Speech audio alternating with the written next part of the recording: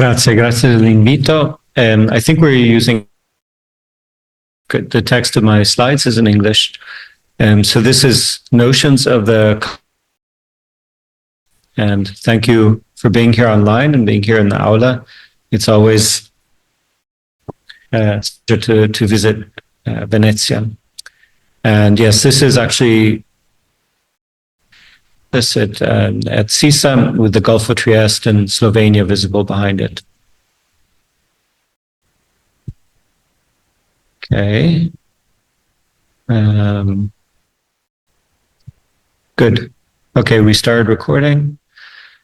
Good. So the paradox of cognizing our brain to observe our brain.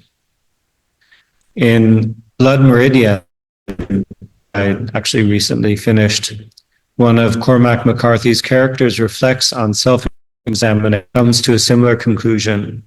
A man's at odds to know his mind because his mind is all he has to know it with. To translate from a little bit of colloquial English, it's hard for her to understand his own mind because he's using his mind to try to understand his mind.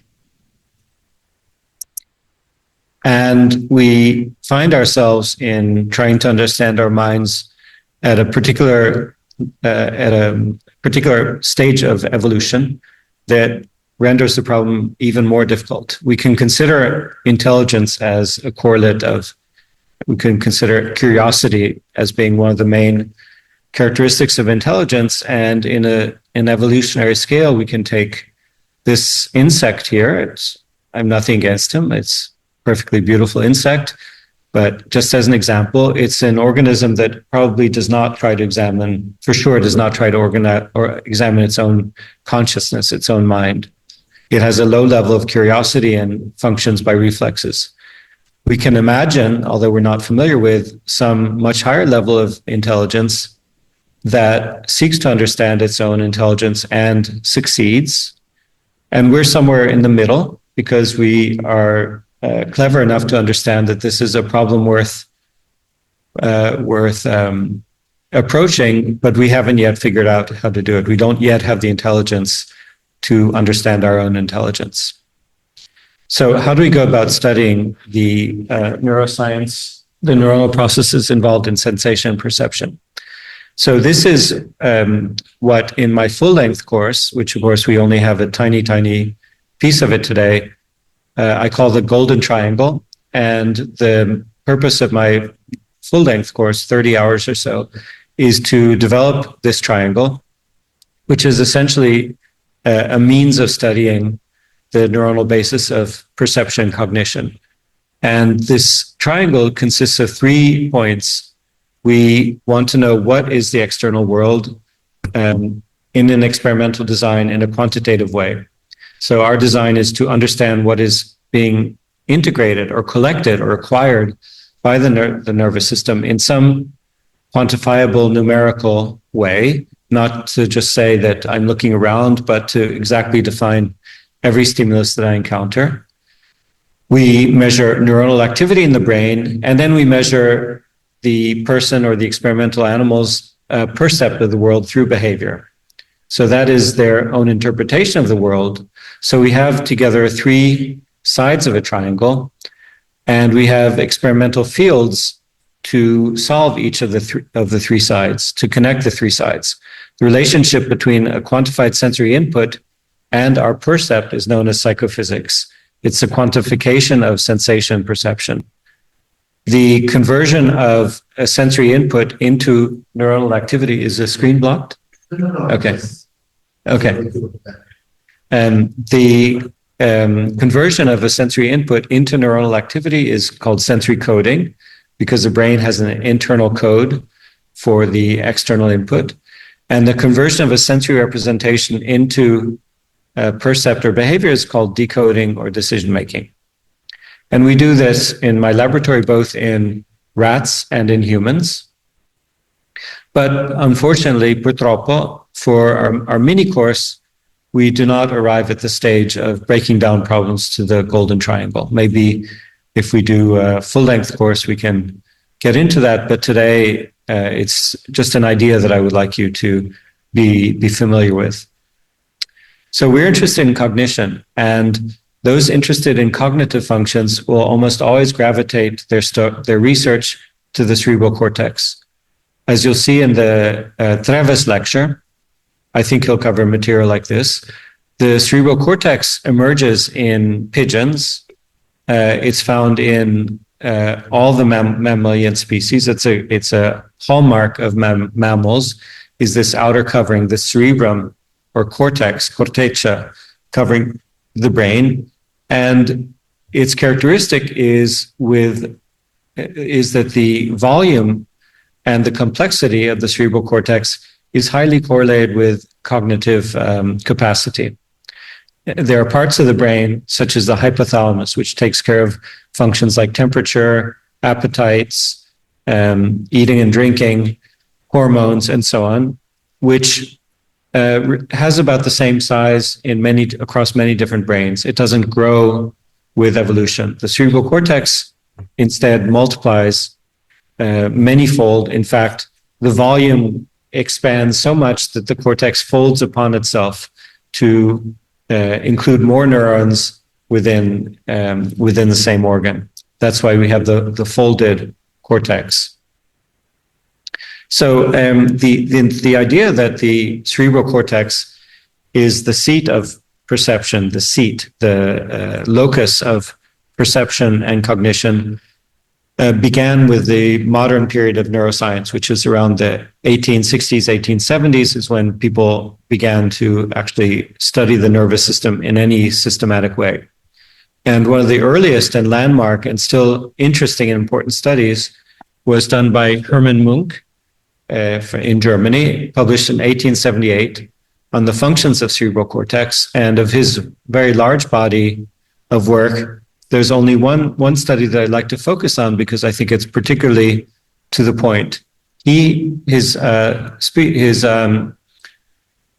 subjects were dogs, which nobody uses in the laboratory anymore, but that's the way it was then. And to a small group of animals, I think 3 or 4, he gave a lesion either. Let me turn off. Sorry. Oh, let me exit a moment to turn off all my other programs. I forgot to do that. Otherwise, we'll get reminders. Okay, let's go back here maybe.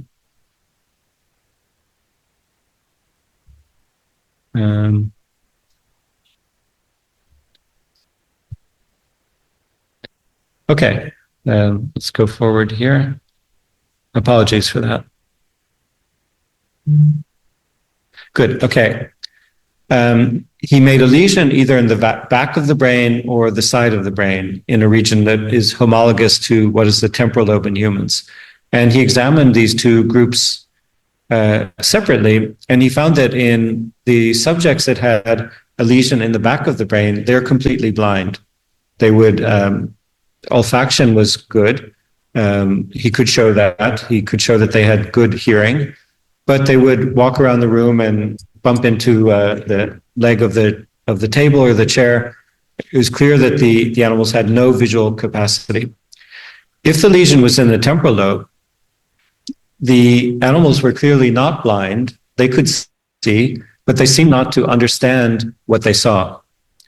He therefore proposed that the cerebral cortex is responsible for the difference between seeing elementary forms and perceiving objects. The condition of seeing without understanding is what Munk called in German cortical blindness, interpreted as a failure of the cerebral cortex to create mental representations of visual sensations. So, for instance, a plate of food, the dog was very excited if he smelled it, the olfaction worked, but seeing the plate of food had no meaning. Seeing the door opening had no meaning, whereas normally he would be very excited about seeing the door open.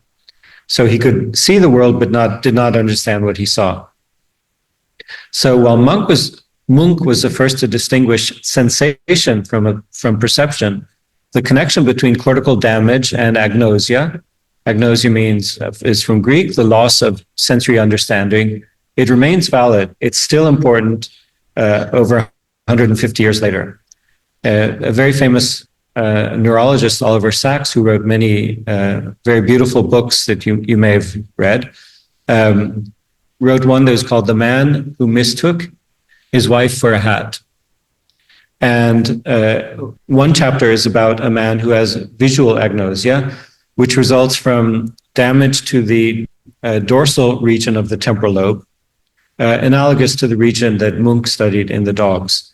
And when a person has damage to this region of the brain, especially if it's on both sides of the brain, there's a loss of visual perception. The person can see, but has some deficit in understanding what it is that they see. And in particular, the lesion can involve a region that has been come to be known in jargon as the face area. It's the region, there's the more technical terms, but the simplest term is the face area. And it's the part of visual processing that creates a recognition or an understanding, identification of a person based on the visual image. Because from the point of view of the retina, your pixels, your photoreceptors in my retina are being excited by the photons, but that's not a face. The face, as a face, comes out in the temporal lobe. And he described one patient who had this specific kind of visual agnosia known as prosopagnosia, the loss of understanding, recognition of faces. And it was so profound that when he visited the patient in his home, they looked at a photograph of the wedding together. And Dr. Sacks asked the man, "Who is this woman?" And he reasoned it out. He said, "Well, it's my wife." But the way that he identified his wife is that he recognized himself in the photograph. That's the only person he recognizes because he sees himself in the mirror when he's shaving. So he knew himself, and he said, "There's a woman. She's purely getting married to this man. The man is me. So this is my wife." That was the only way he could recognize his wife. So even later in processing, visual information joins other modalities in the hippocampus. And at this level of processing, information becomes not just an object or a thing within a modality, but it becomes the entire concept of that object. It becomes the knowledge of that object. And so the representations in the hippocampus produced by the activity of tens of thousands of neurons together correspond to recognition or remembering some episode, which the episode can be a person, as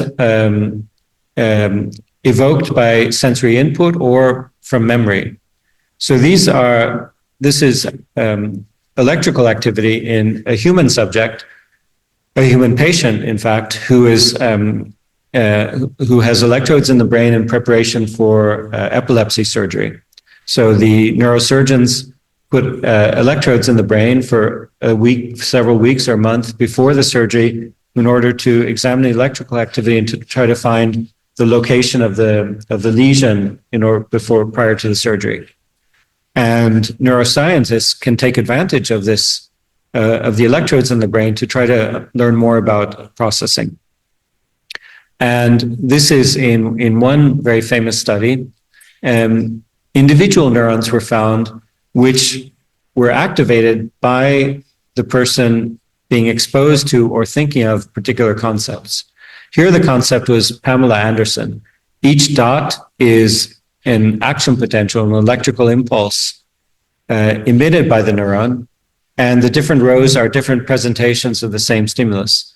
And this neuron was activated to a smaller extent by many things, but was particularly excited by the presence of Pamela Anderson. And notice that this occurred whether there are photographs or a drawing of Pamela Anderson, which from the point of view of the visual image is quite different, or even the written word, the written name, Pamela Anderson. So we take note of this phenomenon, but at the level of principles and algorithms, what is the cortex adding to the representations of physical inputs to create representations of people, things, concepts? So to review, I've tried to make the argument and presenting 1/100th of the available evidence. So you have to take it on faith. I've made the argument that that processing in the cerebral cortex follows a stream, stages of processing, where through each stage of processing, the neural activity comes to represent a sequential level of, I would say, not complexity, but let's say abstractness. So what is an algorithm by which we can describe this process? We have to return to animal studies to get some ideas. And in this study, it's done in late 1950s. So one thing about cognitive neuroscience is it's not always the study of last week that is most informative. Sometimes we learn a lot from reviewing earlier studies. So in this study, there's a cat or a group of cats, and what he had to do is simply hear a sound, which could come from the left or the right, and turn his head toward the sound. And if he turned in the correct direction, like in this case, he would rotate to the left because the sound comes from the left, he gets a reward. So he's simply trained to localize a sound source. Now, when the cat can be trained or tested in two different ways to localize the sound source. In one case, the sound, which could be something like a click or a snap or a tone, is presented on the left side and not on the right side. So, okay, that's pretty easy, turn left. The same phenomenon can be produced by having a time difference between the sounds. If the sounds are present to both ears, but arise first in one ear, our brain localizes it to left.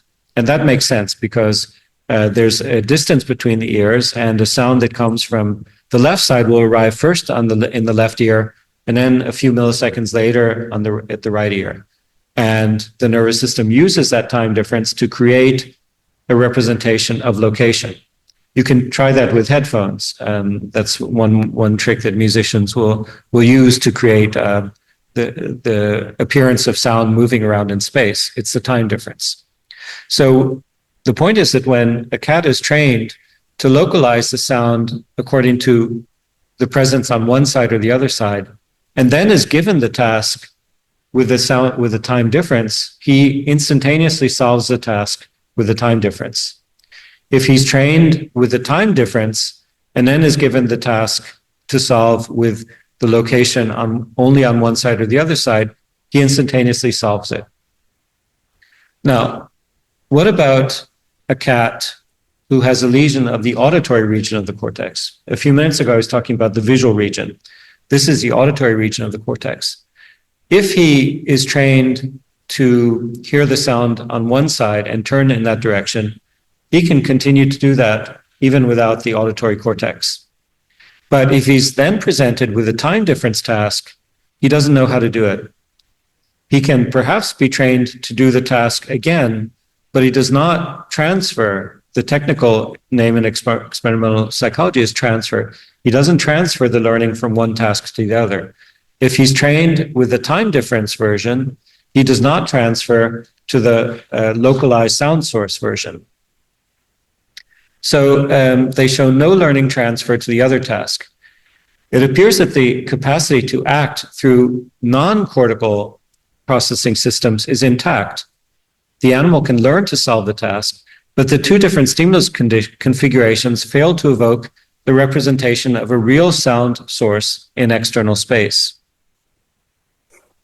The lesioned animal interprets the two click paradigms as two distinct sensations rather than as features of a real object. So this research and other research was summarized in a beautiful review paper in 1979 by Ian Whitfield called The Object of Sensory Cortex. By object, I think it's a double entendre. I think he means things as objects, but he also means object as in the function. What is the purpose? What is accomplished by sensory cortex? And at that time, there's 1979, there's about 100 years of neuroscience. And reviewing the literature, he concluded that after ablation of sensory and association regions of cerebral cortex, animals can still perform many forms of sensory discrimination. But if they have a cortical lesion, a deficit occurs whenever the behavioral task requires the elementary sensory signals to assume meaning according to previous experience. Intracortical processing transforms mere physical data into the perception of things that are out there in the world.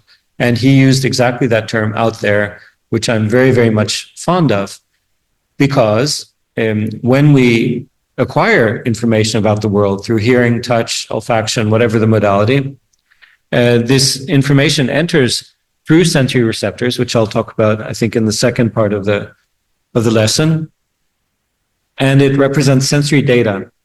It does not have meaning. And so the concept to take home here is a distinction between an elementary sensation, which is what you may be aware of when your sensory receptors are excited, versus a meaningful object. And this is what the cerebral cortex does. And it does so effectively, at least in the case of humans, it does so effectively that we're frequently consciously skip the stage of sensory data. We're not even aware that we're so engulfed in experiencing the meaning of things that we are not even aware of the sensory data themselves. This, in short, is what I hold to be the function of the cerebral cortex. Now, this has been explored also in human patients, as I mentioned, in neurosurgery. And while I showed you electrodes implanted from the most modern techniques, this is neurosurgery in the 1930s to 1950s, done by a famous neurosurgeon at Montreal named Penfield at the Montreal Neurological Clinic. And they didn't have, at that time, imaging. They didn't have magnetic resonance imaging. They didn't have CAT scans. And so the patient would present in the hospital, usually with epileptic seizures. And usually the epileptic seizure is caused by a tumor. That's the most common cause. But they didn't know where in the brain it was. It's usually in the cortex, because subcortical tumors cause different symptoms. So they knew it was in the cortex. They knew which side of the brain, because if the seizure begins on the right side, the tumor is on the left side. But they didn't know where in the cortex it was. And so the surgery involved removing the bone from essentially the entire cerebral hemisphere. So this is a photograph from an operation where this is the back of the brain, where the visual cortex is localized. This is the visual processing stream that we now know about. They didn't know about it then, but this is processing along the temporal lobe. This is the temporal lobe, and this is the frontal lobe. And this is the separation between the left and right hemisphere. So half of the brain is exposed. Nowadays, of course, the opening is very, very small, because the surgeons know where the tumor is. And the subject was awake.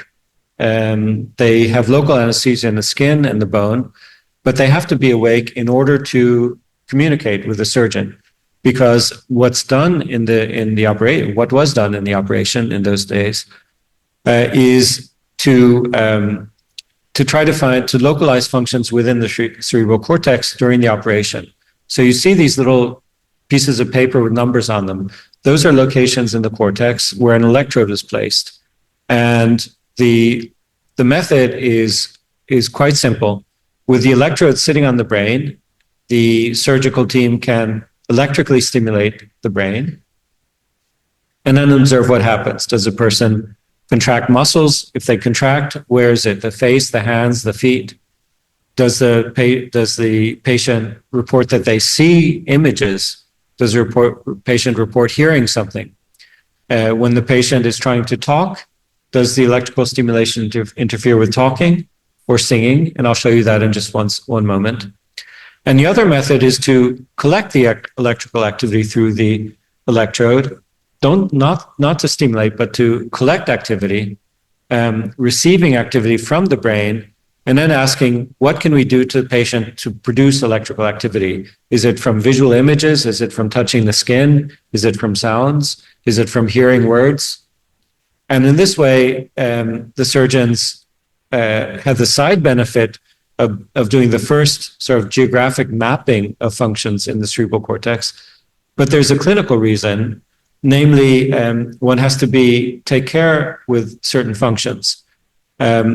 People can wake up from surgery, come out of surgery, and function pretty well if certain parts of the cortex are removed, but not other parts. A person would rather not wake up if waking up means that they cannot speak anymore, because the speaking part of the brain is removed, or if they do not understand language anymore. So that was the clinical reason. So this is a modern version. So here's the fellow in surgery. And as you see, he's awake. And as Penfield did, but this is current day, they electrically stimulate the brain as they're interacting with the subject. And he's an opera singer. And he confers with the surgeons and says, do whatever you have to do, but I need to be able to sing afterwards. I can't have that function interrupted. And so they wanted to localize the region most closely connected with his singing. So I put a marker here at 2 minutes 40. So they ask him to sing and they electrically stimulate. And when I start the video, what you'll see is that he's singing and they electrically stimulate and he loses track, he loses ability to sing. If I hit the right place.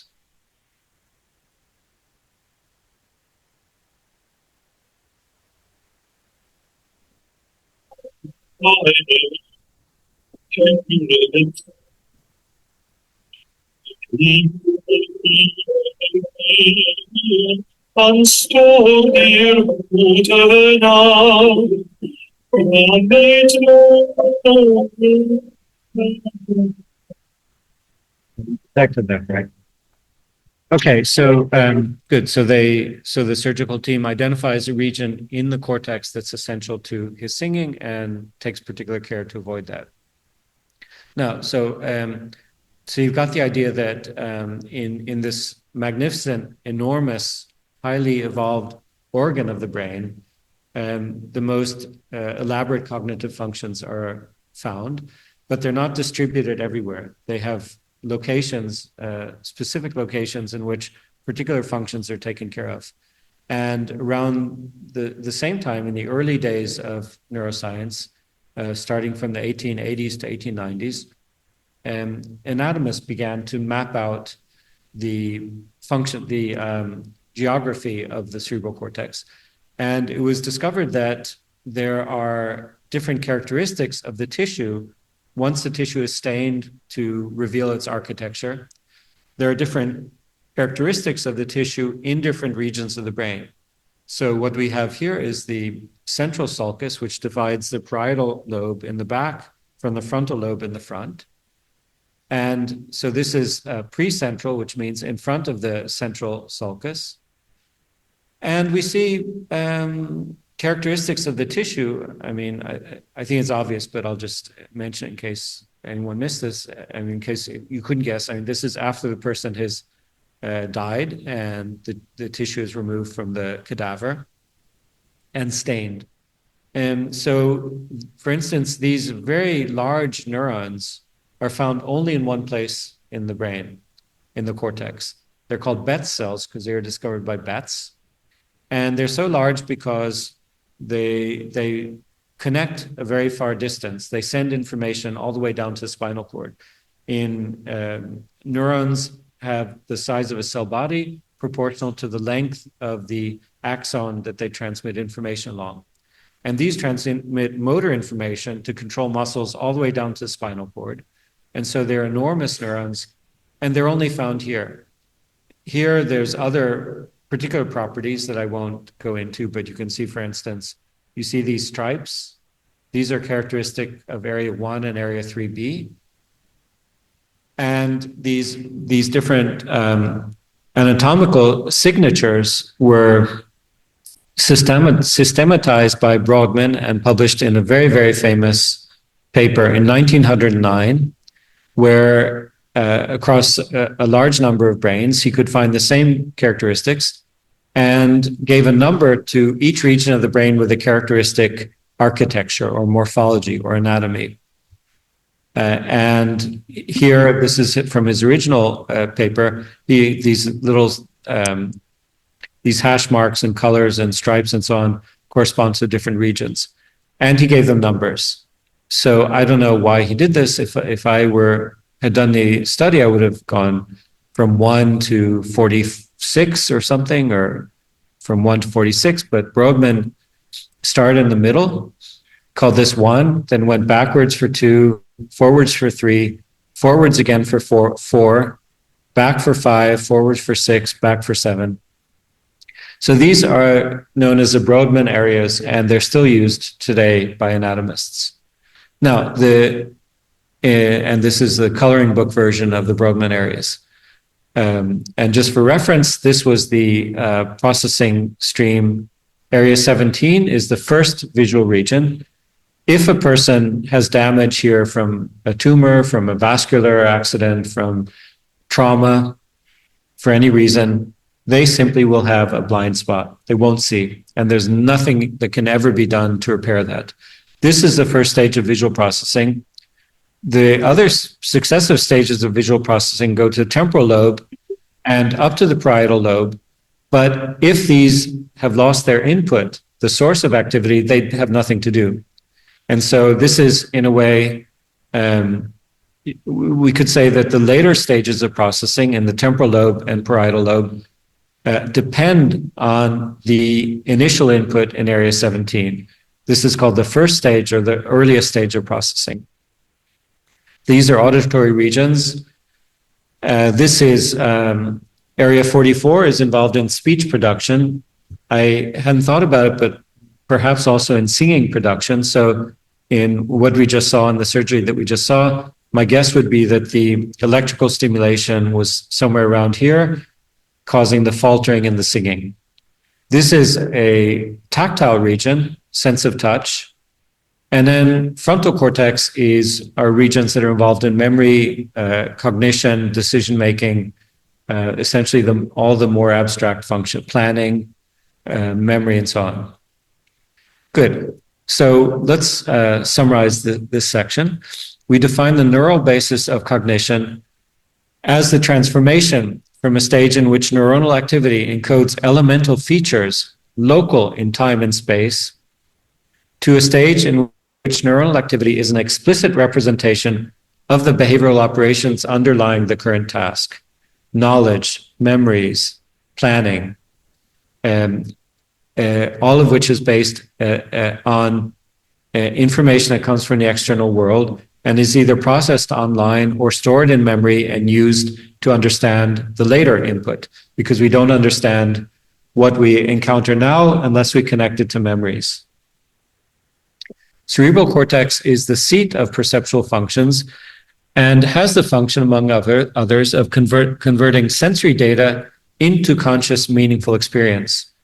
Many studies in animals, and then studies in human patients, because we don't purposely make lesions in humans, but there are many patients, show that people can acquire sensory data without the cerebral cortex, but has no meaning for them. There's a phenomenon, parenthetically, called blind sight, in which the lesion is in fact in the back of the brain, and the person is blind, like Munch's experiment with the dogs. The person is blind, but very, very careful psychophysical studies can show that they actually do have some visual information, but they don't know that they have it. They deny that they can see anything, but if you present a light on one side or the other side, and they say, well, I didn't see anything. You say, okay, you didn't see anything, but just guess. make a guess. If you had to guess, would you say that the light was on the right side or the left side? And they guess correctly, but they don't know that they don't know that they've seen the light, but they've seen the light. And the third major point is that functions are localized to specific regions of cerebral cortex. So, so to study, to give these notions of perception, I perhaps enigmatically began at the final stages of perception, what is added by the cerebral cortex, because I think it's easier to understand. The high-level functions before the low-level, before the, let's say, the peripheral sensory receptor functions. So now let's, like in Star Wars, we go back in time to the beginning of the story and look at the sensory signals that actually reach the cerebral cortex. What is the information that the cerebral cortex is acting on? And the answer to that in general is that the process begins with sensory transduction.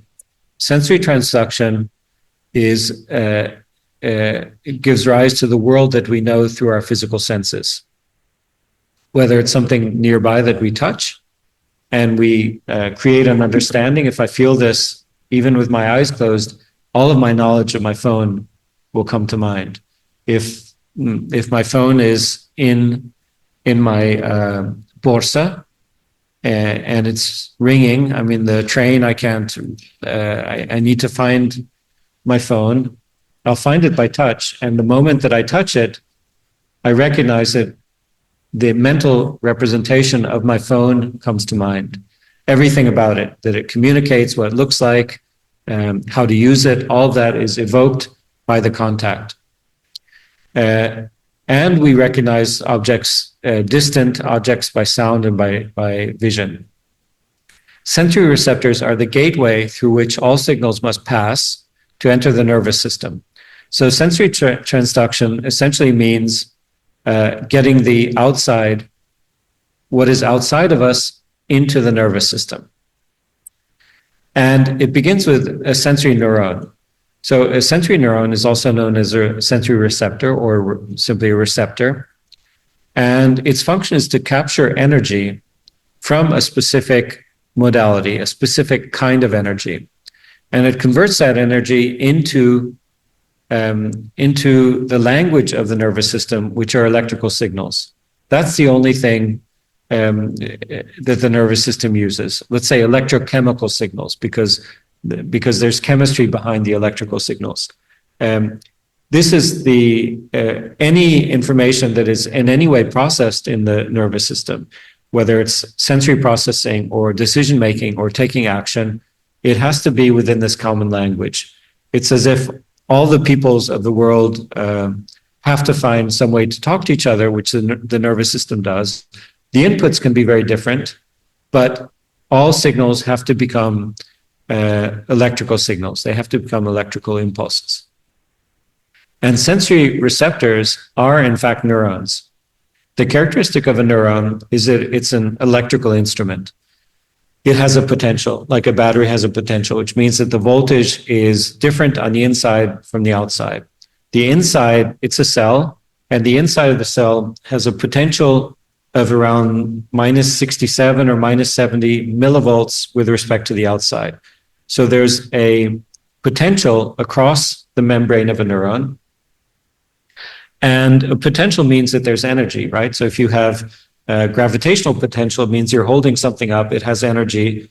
If you drop it, you release the energy and it becomes motion.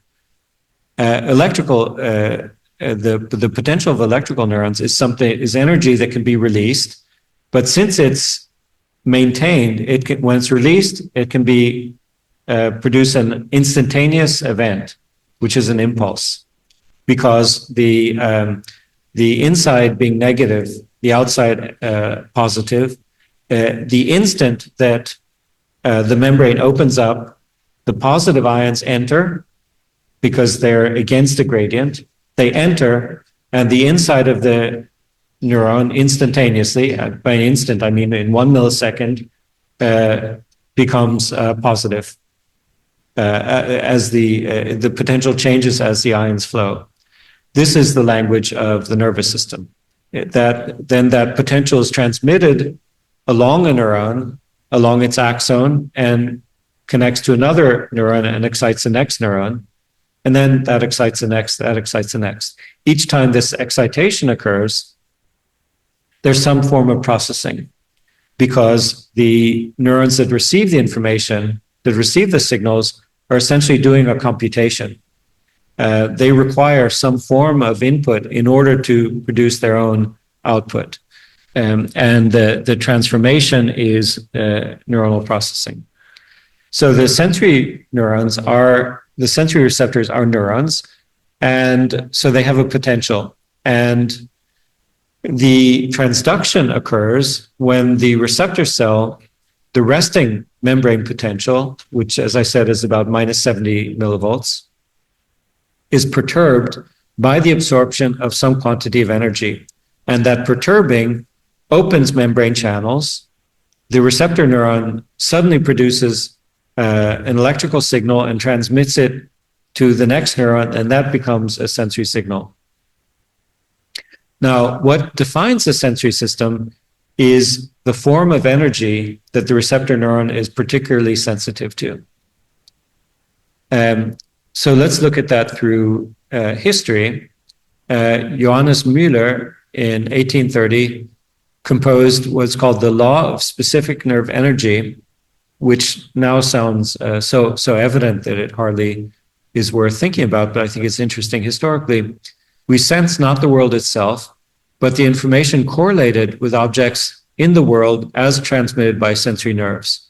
So this is something that when a neuroscientist becomes metaphysical, we tend to think about problems like that, namely that the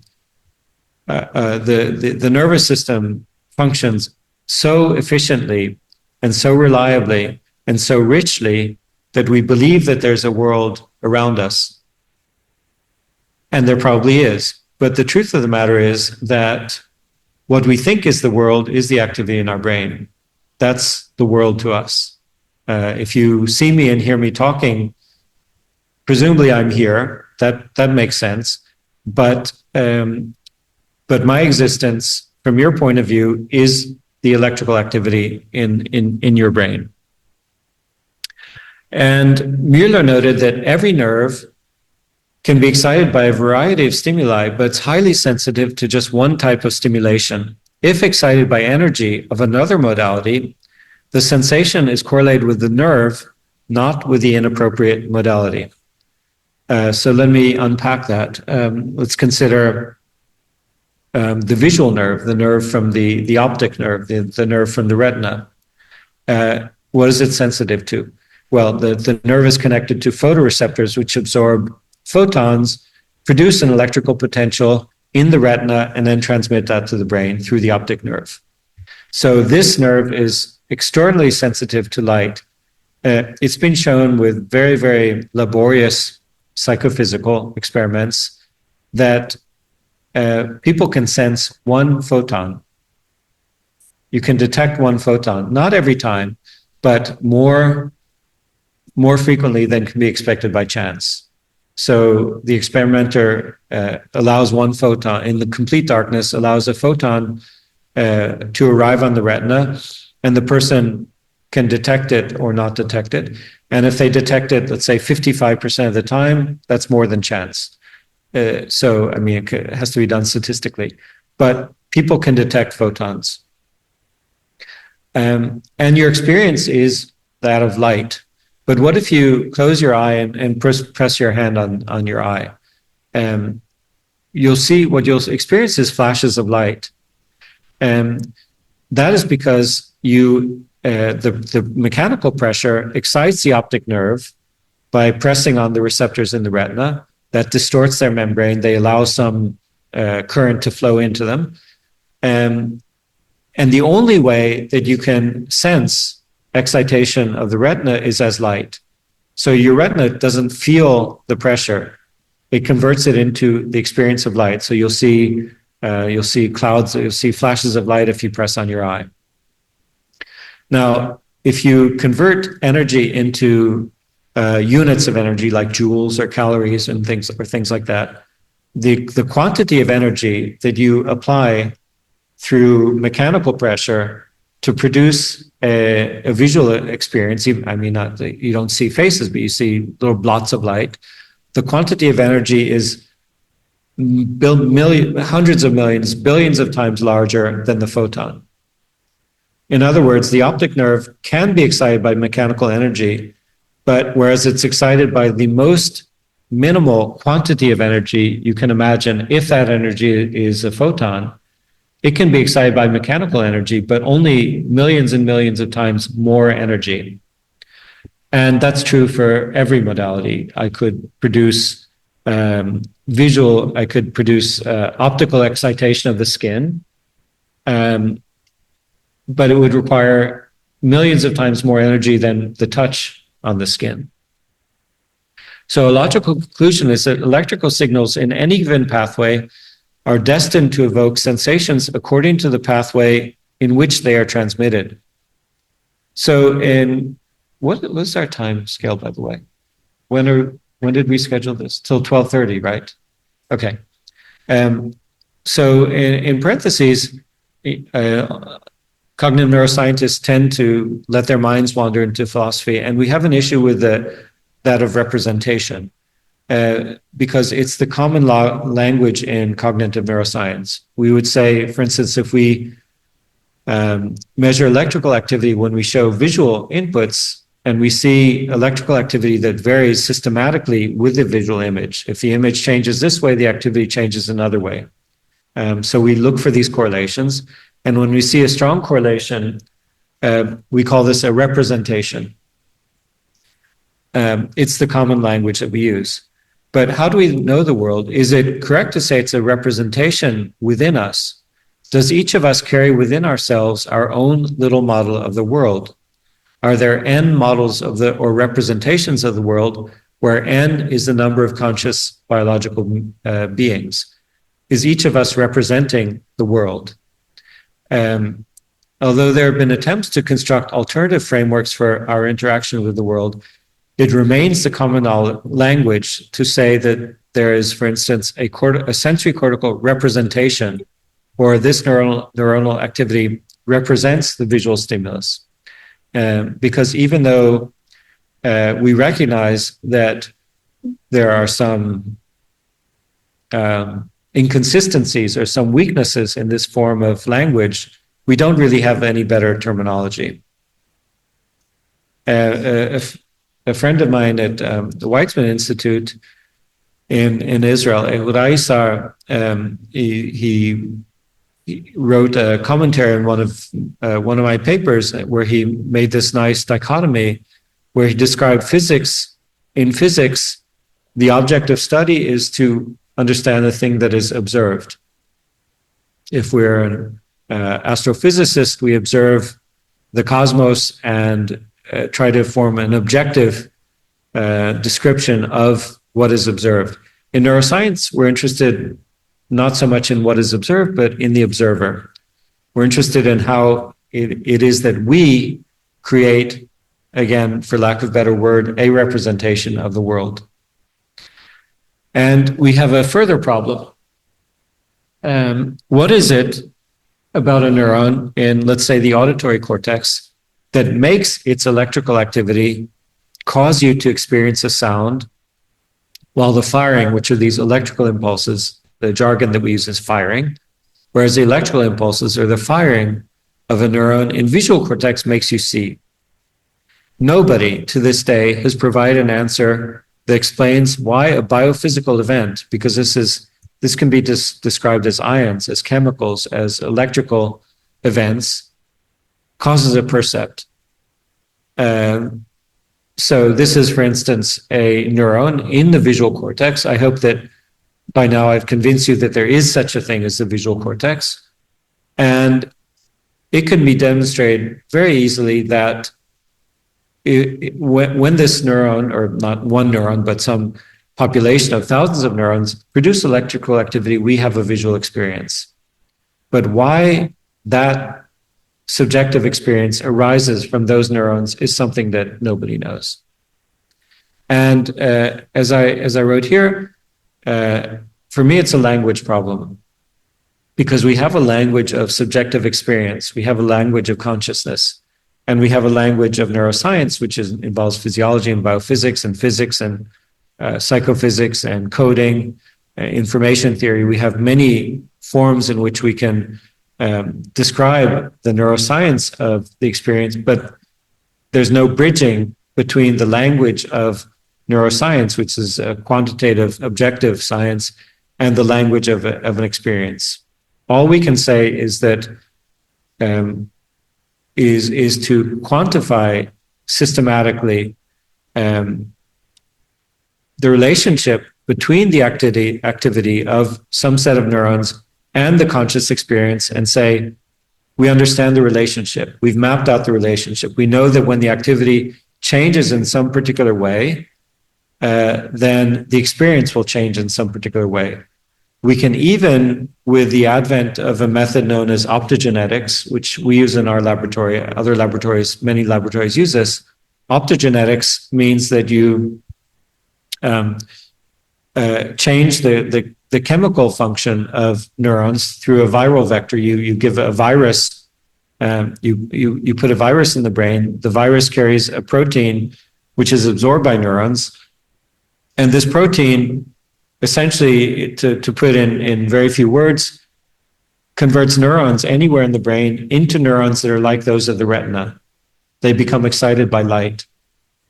The protein causes neurons, when they absorb light, to open channels, and then they produce electrical activity. Now, why go to all this effort? The reason is it allows you to use light presented onto the brain in order to control electrical activity. It's much more refined than putting a piece of metal into the brain to produce electrical activity, because we can shock the brain with electrical impulses. That's been done since the 1800s. You put in a very, very fine electrode. It's not like, shocking the heart. You put in an extremely fine electrode and produce a small quantity of current. Neurons are excited. That's perfectly fine. There's nothing wrong with that. But with the optical method, we can control the firing as finely as we control the light source. And it allows much more refined and much more elaborate ways of producing electrical activity. So we know that, so where I was going with that is that we can actually put information into the brain in this way. We do that in our laboratory. We have animals that are doing a behavioral task, a perceptual task, where they have to judge a stimulus and take an action. And we can change the way that they perceive the stimulus through the optogenetic method. We control activity, and that controls the sensory experience.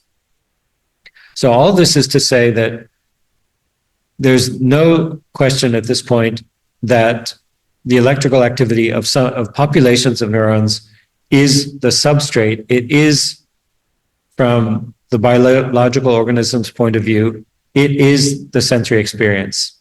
But nobody knows why you feel these neurons in this way. Now, this I won't go into, but I'll just say that there are attempts to try to explain this. This book, Why Red Doesn't Sound Like a Bell. That is why when visual neurons are active, you see red, you don't hear a bell. But if auditory neurons are active, you hear the bell, you don't see so the clever title is to try to say, why is it that this set of neurons is connected to this percept and other neurons to another percept? He tries to explain it. I've read as much of the book as I could, but mostly I've heard him give a series of lectures, and to me, completely zero explanatory power in his theory. I left with exactly the same questions I had before. So it's a problem that people want to solve, but to my mind, nobody knows the answer. Excuse me, I'm sorry. How this is related with synesthesia? Like the perception of seeing something and relating to colors or a perfume or something like this. Sorry, what is the question? How can you say the question again? How is this related with synesthesia in Italian? I think it's synesthesia or something like this. Is the same perception of, an object or something that you can relate to that stimulus? Probably not. Yeah. So yeah, like a particular number makes you think of a color, makes you feel a color. yes. Yeah. Nobody knows exactly, but my opinion is that it's based on connections within the cerebral cortex that are particular for some individual. There are schemes of connectivity that are the same for all of us, but each of us has our own genetic program which produces differences in our brain. And in some individuals, there's a particular connectivity not found in other individuals that causes activity associated with one experience to excite another set of neurons in a very regular way. Like when the A population of neurons is excited, it excites the B population of neurons. But the synesthesia occurs when the B population of neurons is not in the typical normal processing stream. A is not usually connected to B, but in this individual it is. So when they have one particular experience, the A experience, this sort of in a way accidentally or inadvertently excites another population of neurons, which leads to the connected experience. So it's not harmful. There's nothing, no damage or no pathology is caused by this. It just leads to an unusual experience. Okay, thank you. You're welcome. In 1928, Lord Adrian, invented the concept of neuronal coding, where he, for the first time, began to quantify systematically the relationship between the activity, the sequence of electrical pulses, and the sensory stimulus and the sensory experience. So Adrian was the first person to go from a qualitative form of description, that is, the acoustic nerve is connected with auditory experience, into a quantitative relationship between exactly the numerical quantitative characterization of the electrical activity and the characterization of the sensory experience. He defined the nerve as a labeled line, which was a more modern update of the idea of Müller. In the way that Adrian tells it, the modality or the sensation is not by characteristics of firing. Action potentials are the same in every sensory modality. If you go into a laboratory and you look on the computer where neuronal activity is being presented in an experiment, you would not, by looking at that activity, know which modality it comes from or what function of the brain it comes from. It could be from the hypothalamus, the thalamus, the spinal cord, cerebral cortex, cerebellum. You would not know because it's the same language everywhere. And within a modality, any pattern of activity will produce a sensation related to that modality. One of the main principles that he discovered is that the intensity of firing, which is usually called the firing rate, that is the number of electrical events produced per second by a neuron, is related to the stimulus intensity. And so if we think of a receptor that's coming from my skin towards the spinal cord, if that skin receptor is excited and produces action potentials like this, the intensity will be lower than if it produces this. So a higher sequence, more compressed sequence of action potentials is associated with a more intense sensory experience. this was quantified for the first time by Adrian. Okay, so instead of talking about receptors only in words, let's look at them.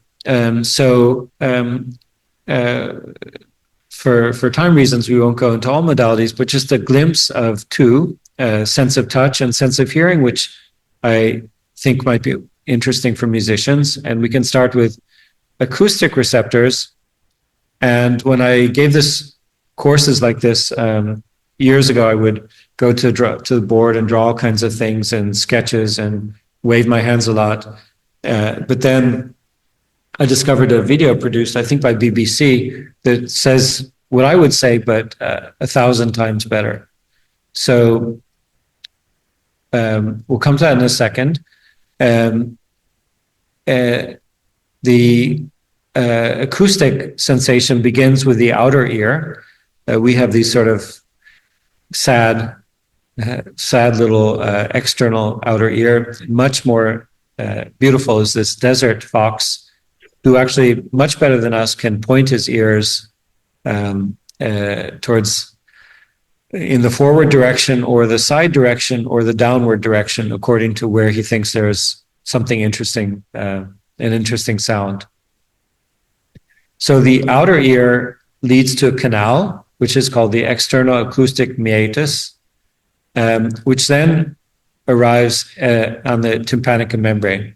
So I think you know that sounds are variations in sound pressure. There are variations in the compression of molecules in the air, where a pure tone produced by a tuning fork, for instance, is a sinusoidal sequence of high pressure, low pressure, high pressure, low pressure, where high pressure means that the molecules are compressed and low pressure means that they're spaced out.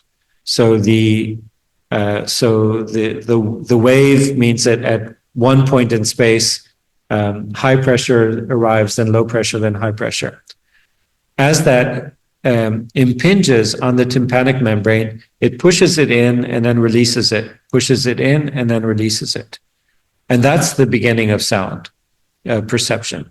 So the tympanic membrane captures the acoustic pressure wave and transforms it into a mechanical vibration.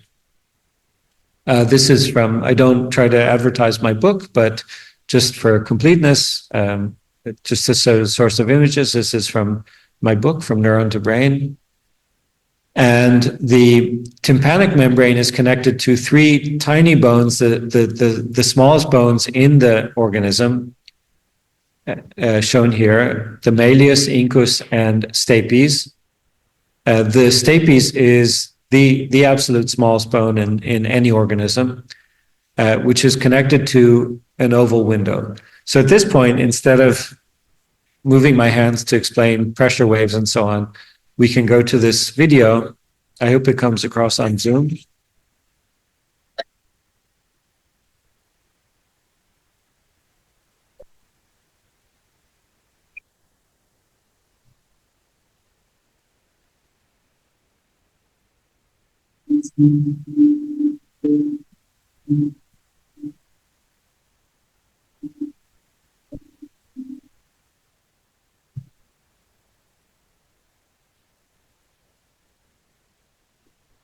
The sense of hearing is accomplished by a process known as auditory transduction. The ear converts sound waves in the air into electrical impulses, which can be interpreted by the brain. As sound enters the ear, it passes through the external auditory canal, where it meets the tympanic membrane. The tympanic membrane then vibrates in response to the sound.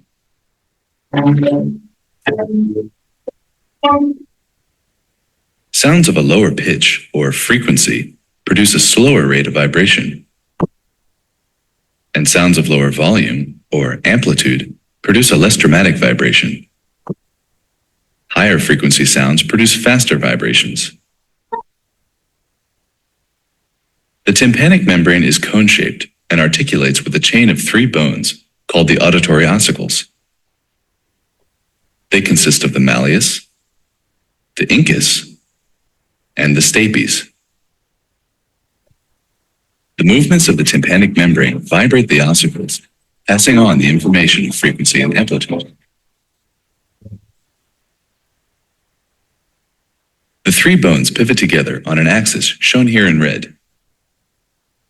The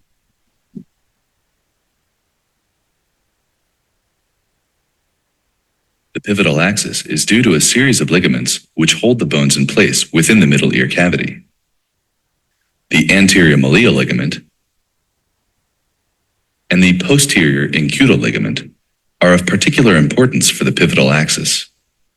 Two structures which normally obscure this view of the middle ear have been removed. They are the chordae tympani nerve and the tendon of the tensor tympani muscle. Through the ossicles, the vibrations of the tympanic membrane are transferred to the footplate of the stapes.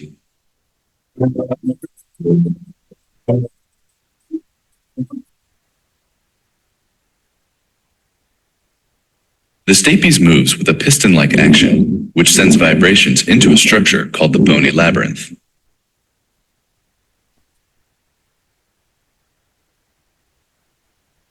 The labyrinth is filled with a fluid called perilymph.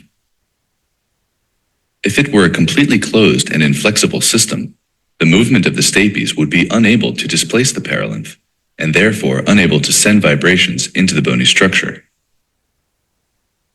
Due to the flexibility of a membrane called the round window, the stapes movement can displace the perilymph, allowing vibrations to enter the labyrinth.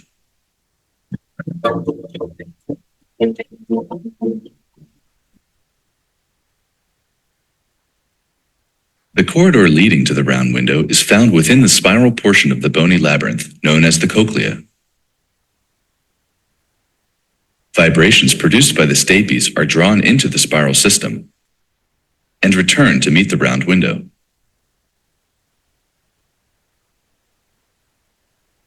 The portion of the spiral passage in which vibrations ascend to the apex of the cochlea is called the scala vestibuli.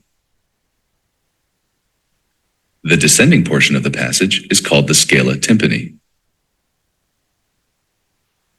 A third structure, called the cochlear duct, is situated between the scala vestibuli and the scala tympani. The cochlear duct is filled with a fluid called endolymph, and when viewed in cross-section, the membranes separating the two fluid-filled systems are visible. They are Reissner's membrane and the basilar membrane. The membranes are flexible and move in response to the vibrations traveling up the scala vestibuli. The movements of the membranes then send vibrations back down to the scala tympani.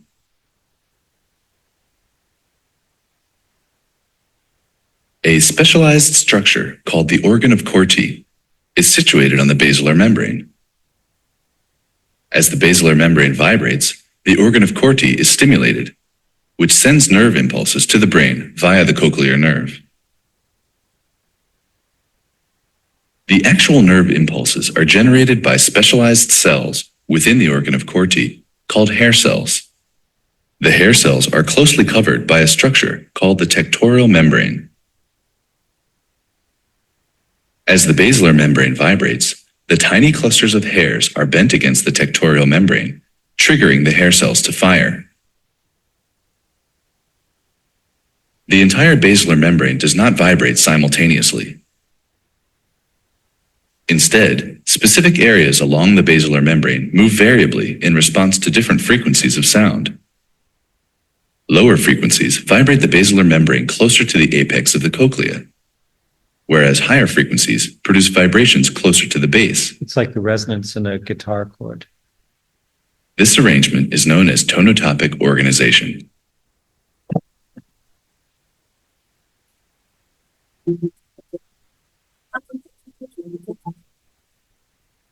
Together, this sequence of events is responsible for our acoustic perception of the world around us.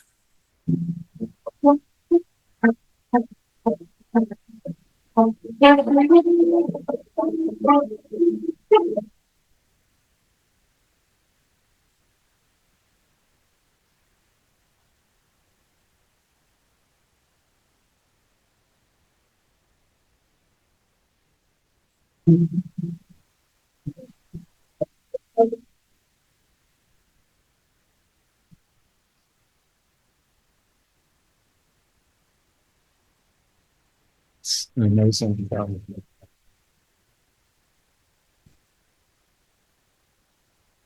Okay, there's a couple of mistakes and a few, let's say, artistic extravagances. One is that in the images when the basilar membrane was moving with respect to the temporal, the tectorial membrane, and you could see the hairs moving like that, that is an exaggeration in order to give you the idea. The actual range of motion is as if the cilium on top of the hair cell is the Eiffel Tower, and the movement is this much. So, of course, they can't do that in the movie because you wouldn't see any kind of movement.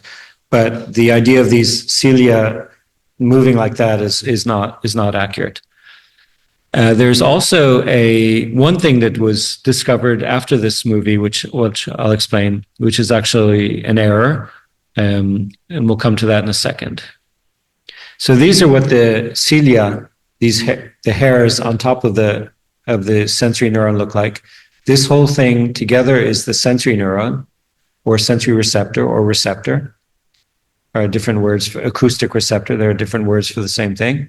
And this is a neuron. It's a very, very special neuron, but it's a neuron, and it has the properties I said before of an electrical potential, meaning that the inside here of this cell is about 70 millivolts more negative than the outside. So the cilia are bound together by something called tip links. And if you look in a special kind of image called an electron micrograph, which is produced by an electron microscope, at the top of the cilium, you can see these tiny threads which join them together.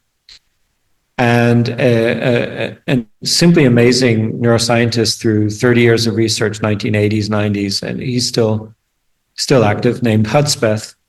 He discovered the way the tip links actually convert the motion into electrical activity. The way that it works is that the two adjacent cilia are connected by a tip link, and as the cilia move in one direction, the degree of motion, but it's necessary to make the picture. And as they move in the same direction, the tip length is compressed. And when they move in the opposite direction, the tip length is stretched. And when the tip link is stretched, a channel opens up on top of the cilium, and that allows the flow of ions, which makes the neuron generate the electrical signal. These are more images of the tip links, and I think it's among the most beautiful things in biology. You can see that how the tip links are made of these tiny threads, which are proteins that are wound together. Here you can actually see them threaded like the weaving that you do with cotton or wool. Here you can see without the tip link, you can see the opening, this sort of door that can open and close on top of the tip link. So this, you see it wound up here? Isn't that beautiful? Here you can see the tip link made of these, here you can see it also. You can see these protein threads wound up together. So tip links can bend or break, and this happens with extremely loud noise. So if you spend a few hours in a discotheque or something like that, when you come out, you might notice that your hearing is dulled. And one reason that happens is that the tip links break from being stretched too far. It's been seen that they can reform. So this is a broken tip link in a dish. It's not inside the ear. It's in a dish that can be visualized. You can see this channel opening here, by the way. And this one is broken, but then a few hours later it has reformed. And that's when your hearing comes back. But the sad thing is that they can only break and reconstitute a certain number of times, and then they're finished. and then you have permanent hearing loss. Okay, so this is an image of the same system that you saw in the video. This is the basilar membrane, and the cell body of the receptor is, as the name implies, is fixed into the base, and the tectorial membrane moves with respect to the basilar membrane. So this tectorial, which as a name from Italian, you know that this means il tetto, and this is the base. They slide in relative to each other, and that bends the cilium, which depolarizes or breaks down the electrical potential in the receptor neuron. So, I said that there was an error in the movie, nothing grave, but it's worth explaining. Do you remember that in this video, it showed this relative motion of the basilar and tectorial membrane, and it showed these action potentials coming from all of these different hair cells.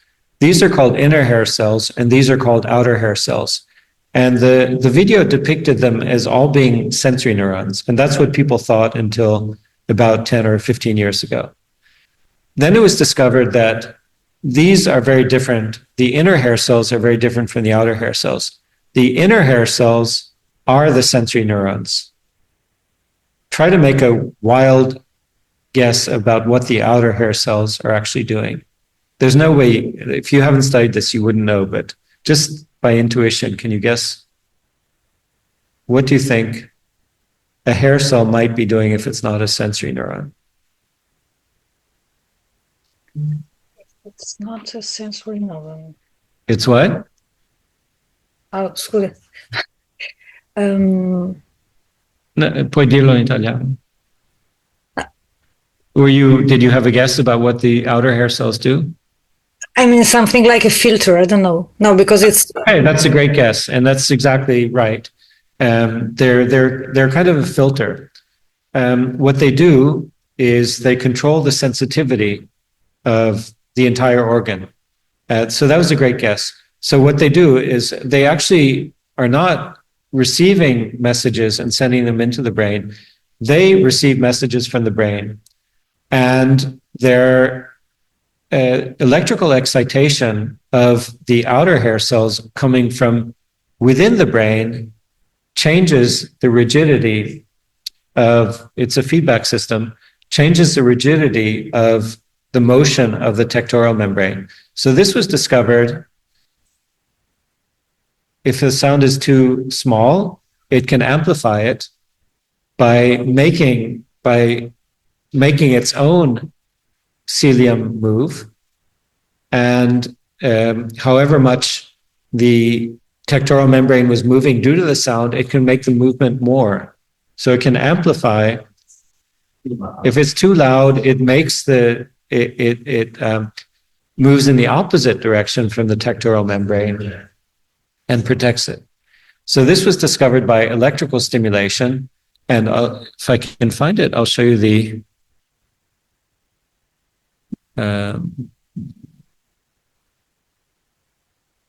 might be here. Oh, no.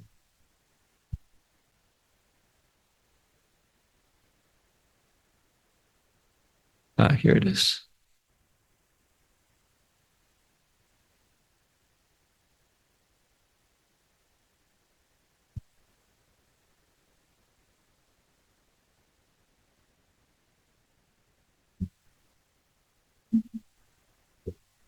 Gonna rock around the clock.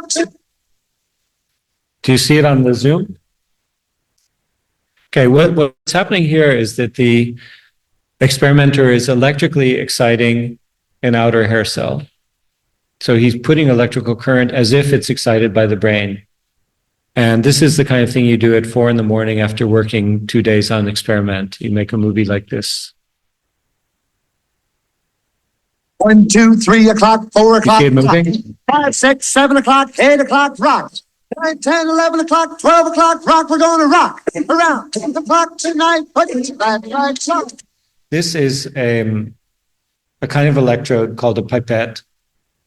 The technical side doesn't matter. It's a kind of electrode that goes into the cell, it penetrates the cell, and then pumps current into the cell and electrically excites it directly. And what this experiment is doing is electrically exciting this hair cell, which is an outer hair cell. And what you see with this funny, music behind is that the electrical current changes the shape of the outer hair cell, and it makes it more or less rigid. And if, when the outer hair cell is moving together with the tectorial membrane, it amplifies the sound. And if it's moving in the opposite direction, it filters or blocks the sound.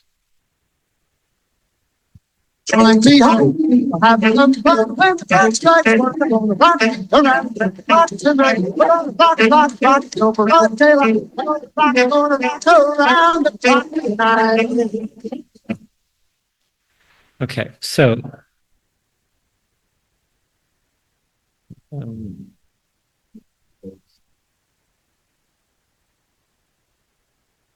I want to stop this movie. Sorry. Okay.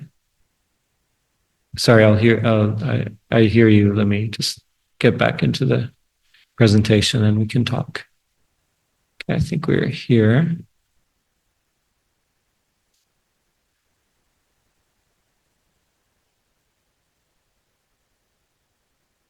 Okay, so we're back in do you see the slide? Okay. So, sorry, what was your question? Then back and focus on one sound in a crowd. It's regulated by the feedback systems. That is a super, super hard problem. So it's such a hard problem that it has a name. It's called the cocktail party problem. Nobody knows the answer, but very much in short, it's much deeper in the brain. Probably the ear. This level has some contribution to it, but separating one particular stream of sound from another one is something that nobody really understands. We don't know how you can follow one voice in a crowd and filter out the others. It's a really hard problem. Okay, so I think that, we're close to the end of this part. So with this hair cell, I think that just to wrap up this part of the lesson, then we can talk and then go for lunch or something. But I think that there's something interesting about nature and about biology and about evolution here. Look at the way the hair cell works to transduce sound.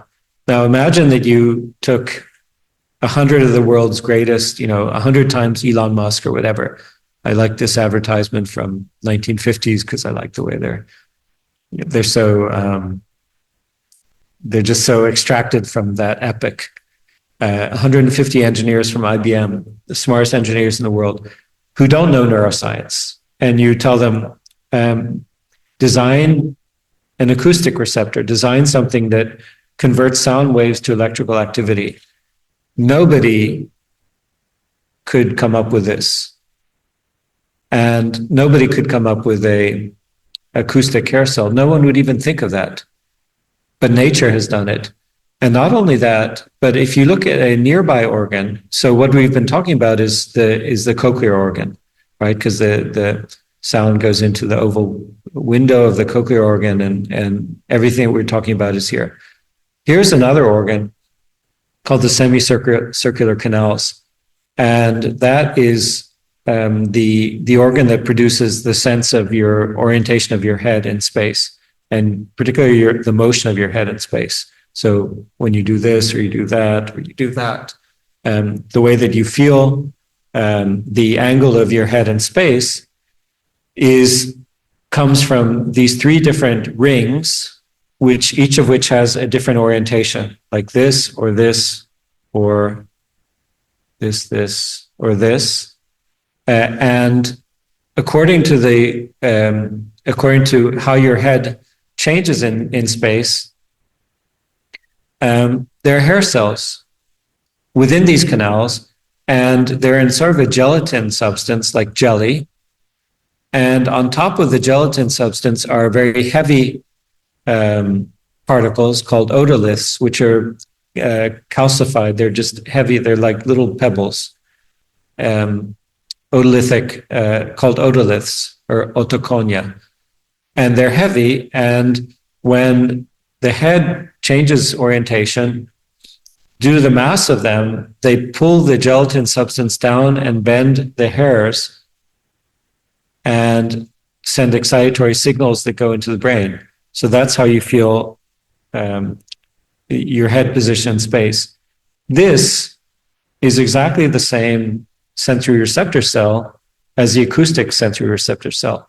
But instead of transducing or converting the sound pressure wave in the liquid, instead of the tectorial basilar membrane motion, it converts the motion of the otoliths on top of this gelatinous membrane. So not only could an engineer not come up with a sensory receptor the way that nature has done so through hundreds of millions of years of evolution, but nature has used the same cell for two completely different functions in the ear. I just find it absolutely remarkable. Okay, so I have a question. Yeah, sure. Any questions? It's about this otoliths, I think, in a way, because years ago, my teacher of teaching violin, she told me that depending of the direction of the head on the violin, you could hear a different intonation. I mean, if the head is a bit bent. Can you confirm this? I believe your teacher much more than I believe myself, because I'm not a music teacher. I'm not a musician.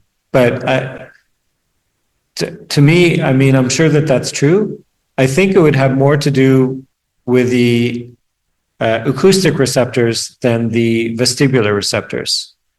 I would think that by tilting your head, your ear collects the vibrations differently. I think you might be doing something like what this guy does, but we don't have much control over the ear itself, but we can change the head to collect the signals in a different way. So maybe that's what was happening.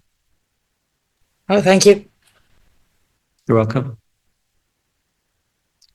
Anything else? The different parts of the cochlea that get different frequencies. Yeah, that's due to the Reissner membrane has different length along as it wraps around through the cochlea. The membrane has a different length, and that's produces a different tension and a different resonance frequency. It's the resonance frequency. So the resonance frequency, of course, determines at what frequency energy is transmitted from one medium into another medium.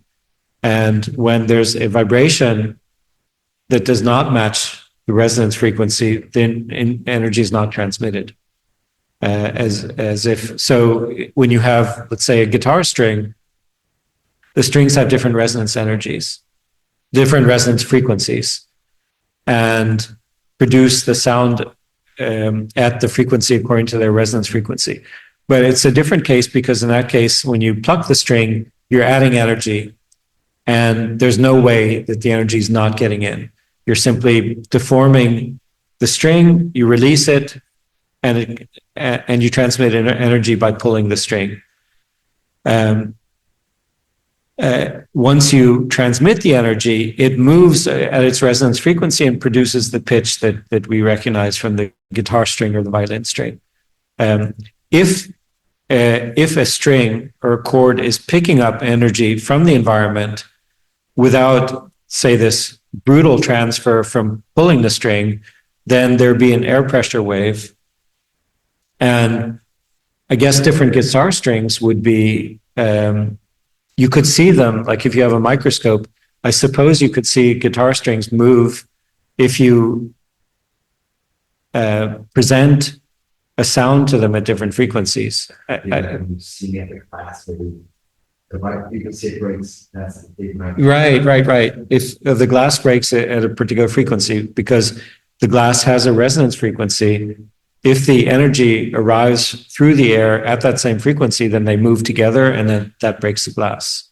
So that's the way the cochlea works. The vibration is within the fluid, and when the vibration does not match the resonance frequency at that point in the Reisner membrane, it just passes along the membrane until it finds the right frequency, until it matches the frequency. Then the energy is absorbed.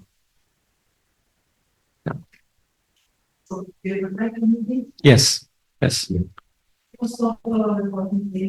Okay. Bene. In part 2, we will consider sensory receptors in the skin, having first looked at the acoustic receptors, the relationship between electrical activity and sensation, a pain pathway, and surprisingly conscious control over pain, and an unexpected, to me at least, I'm just learning about now, an unexpected connection to the delight within music. So this is what a piece of skin from your fingertip would look like. This is called glabrous skin. Glabrous means skin without hair.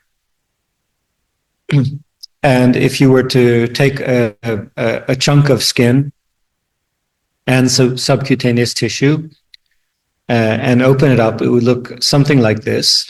This is the outer layer of skin. And within the skin, there are specialized organs that together are the family of tactile receptors, skin touch receptors. And what you see here are these in these different colors and shapes are different kinds of receptors.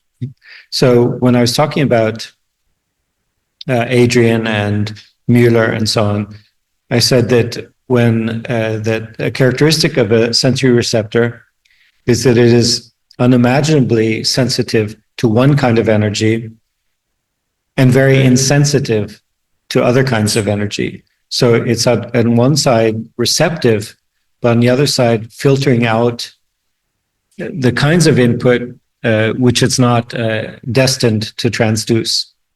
And what you see in these funny shapes are what are called accessory organs, which are physical structures that perform on one side the amplification of the relevant input and on the other side the filtering.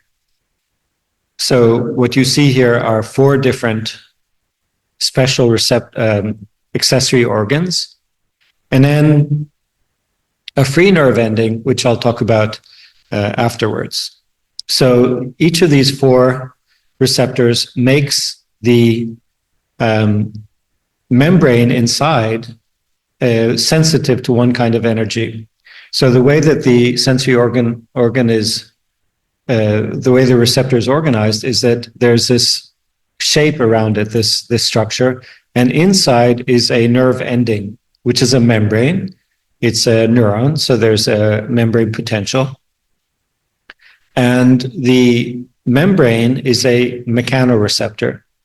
That means that the energy that's sensitive to is mechanical energy. That is displacement, physical displacement in space. And the mechanical energy is absorbed by the membrane. And as the energy is absorbed, the distortion of the membrane causes channels to open, and the nerve termination is depolarized and produces these electrical impulses that I've been talking about for the last hour, and the impulses go through the spinal cord up to the brain. So each of these receptors, each of these accessory organs, makes the membrane inside sensitive to one kind of energy.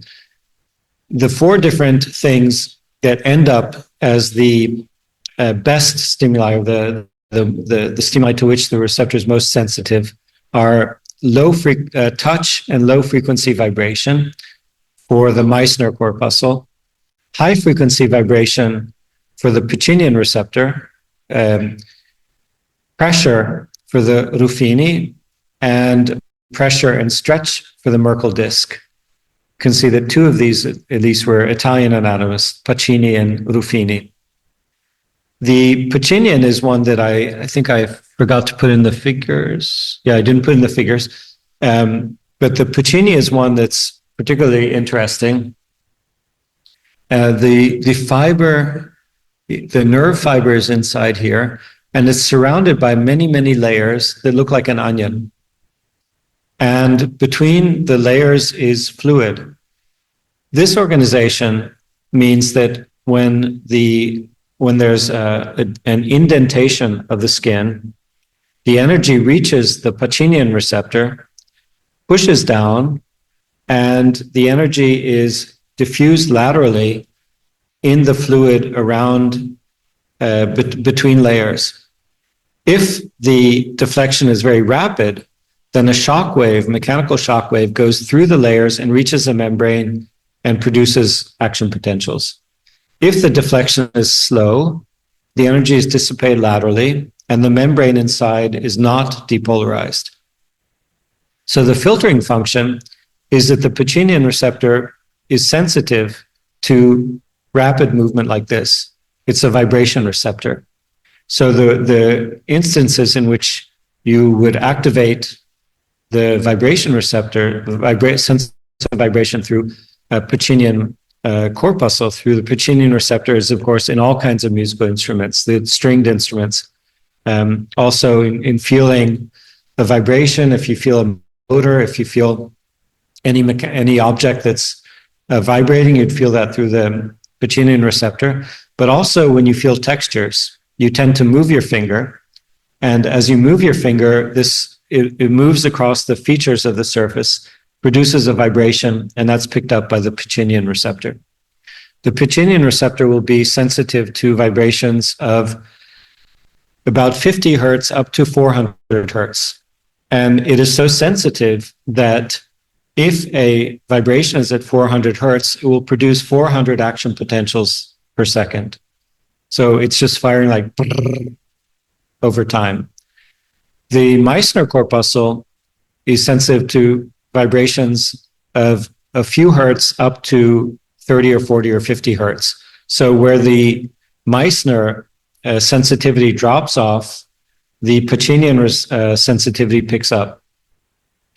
The Ruffini is sensitive to pressure, as if you press against the skin, and the Merkel disc particularly to stretching.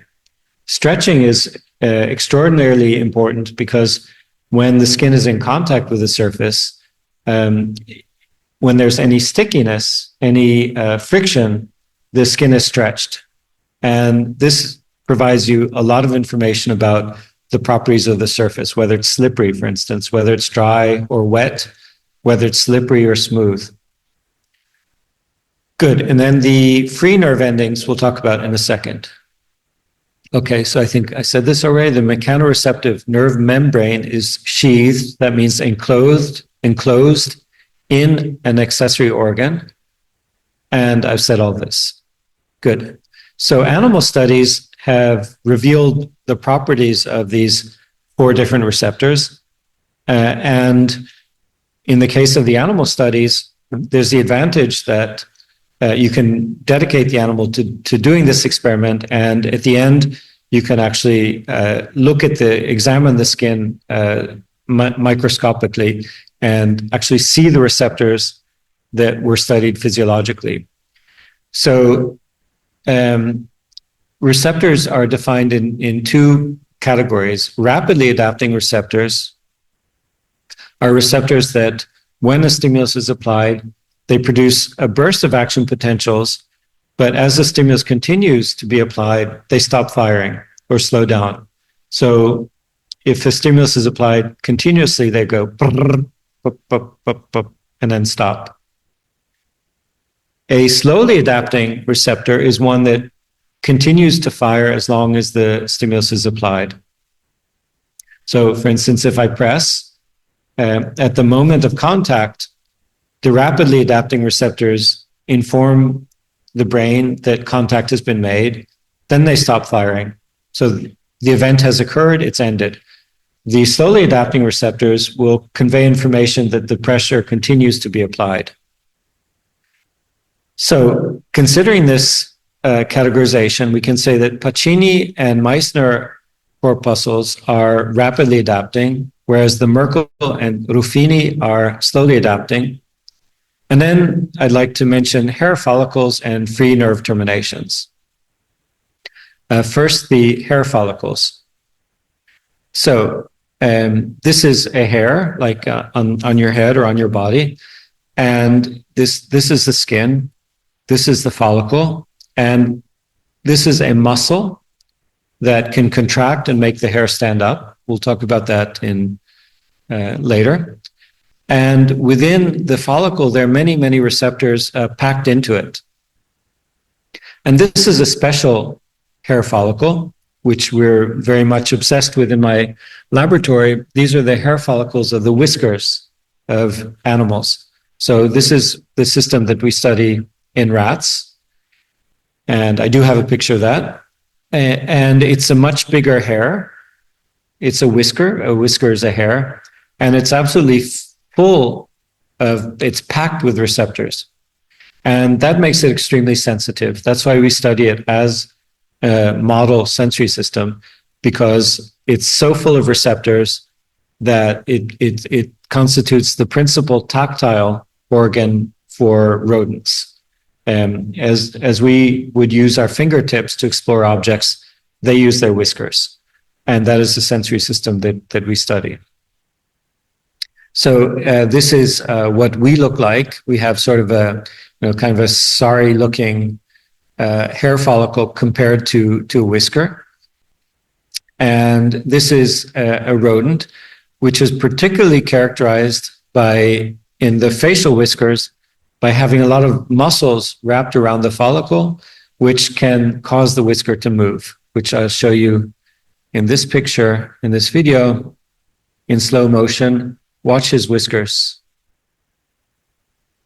You see him exploring, feeling things. They don't have really good vision, but they create their world through touch. He feels the edge, feels whether there's something below him, feels that there's empty space.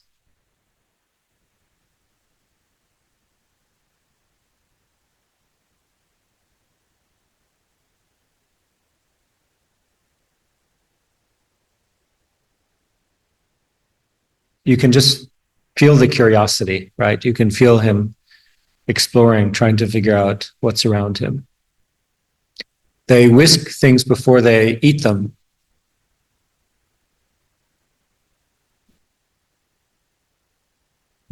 Yeah, whisk.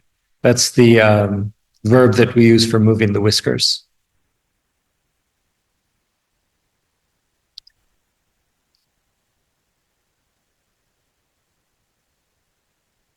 Okay, so this is the whisker system is one of the topics that we kind of don't come to today. It's one of them. It's our main research model in the laboratory, but we're not getting into that today. What I'd like to do is to explain more in detail what we know about the touch receptors in humans. So before doing so, I have to give just a very extremely brief anatomy lesson. This is one receptor. This happens to be illustrated for a Pacinian receptor because I particularly like them.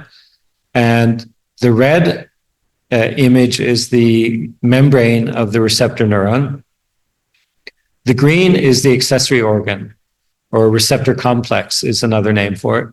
In this case, a Pacinian, which is rapidly adapting.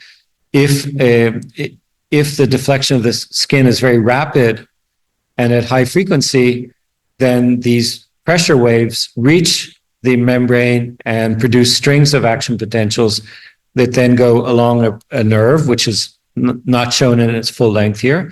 So this would be, let's say, along the arm, then enters the spinal cord in a sensory nerve, and enters in the dorsal root ganglion. So the cell body for this entire neuron is in the dorsal root ganglion. This is the cell body, and the cell body essentially has two processes that come out of it. The peripheral process comes out of the cell body and goes into the skin, and the central process goes into the spinal cord. Now, the way that tactile sensation has been studied in humans is to measure electrical activity in fibers like this. And that's done in the same way that's done with animals, namely electrodes are put into the skin, through the skin, until the conducting tip of the electrode is just adjacent to a nerve fiber, just on the border and just essentially rubbing against the nerve membrane. This technique is called microneurographic, and it was invented by Valbo and Hagbarth, and also largely by Valbo and Johansson, a Swedish laboratory. And it's a method that has sort of been, say, in the dominion of Sweden for many decades.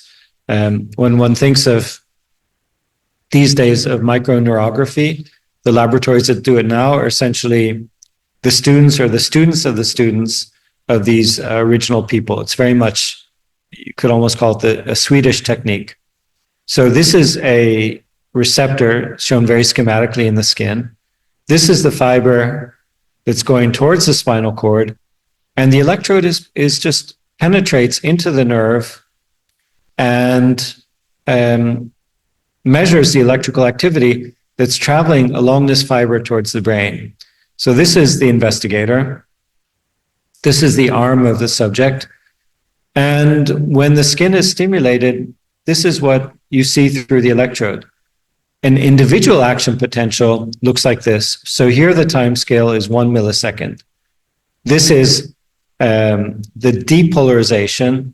When positive ions rush across the membrane, the potential goes from highly negative in the positive direction. Then there's a stage called repolarization, and then a refractory period. And all these together are called the action potential. The reason they're called spikes is that if you compress the time scale, then a lot of these together look like spikes. I don't know what the right word for this in Italian. Like chiodi, I don't know how you'd say it. So if you look at, let's say, 2 or 3 seconds of activity, it looks like this. So you can see that this was probably a recording from a rapidly adapting receptor, because there's a lot of activity, a burst like at the onset, and then it slows down to a steady state. This is what an experiment looks like. She's probably a PhD student in the laboratory. So if you're thinking about going into this laboratory, you understand that you're probably going to have the nerves in your arm studied.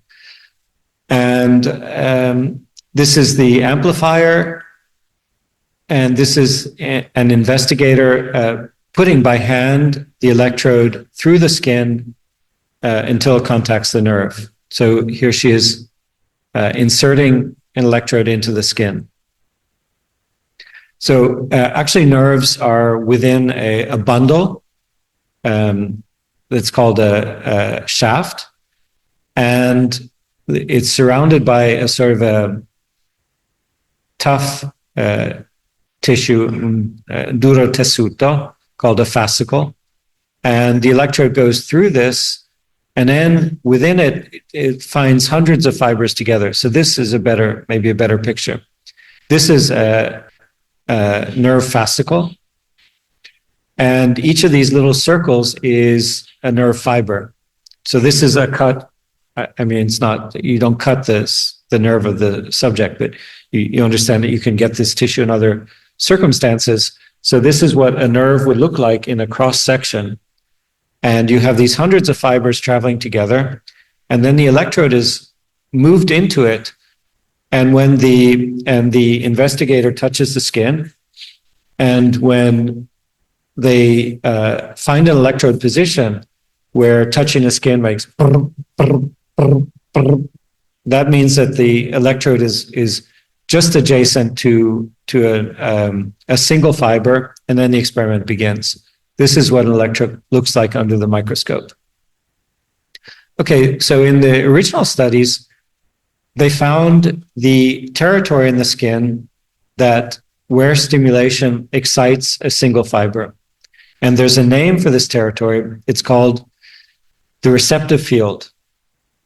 The receptive field is the field, il campo, to which the neuron fiber is receptive, recettivo. And here you see many receptive fields. This isn't one from one single fiber. Each little spot is a receptive field of one fiber. And this figure shows 15 or 20 different receptive fields from 15 or 20 different fibers. So how do you characterize the receptive field?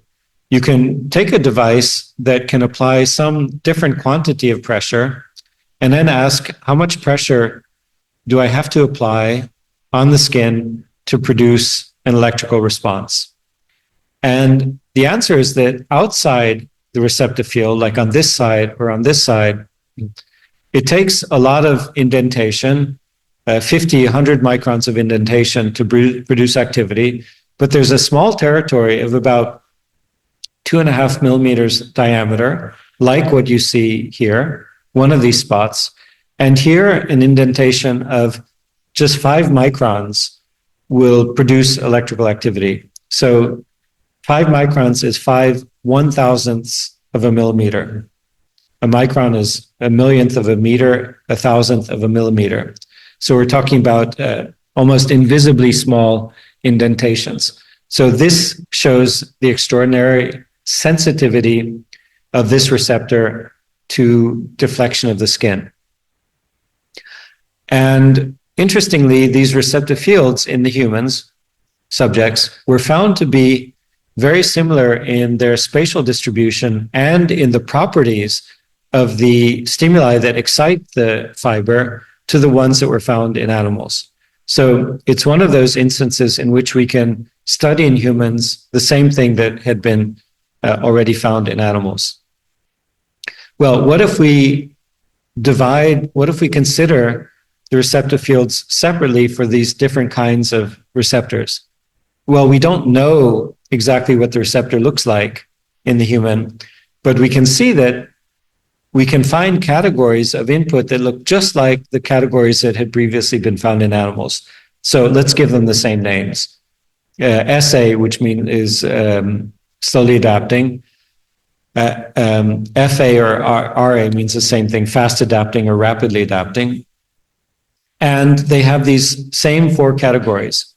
So this is a slowly adapting type 1 receptor, which is probably the Merkel disc. I get these names mixed up.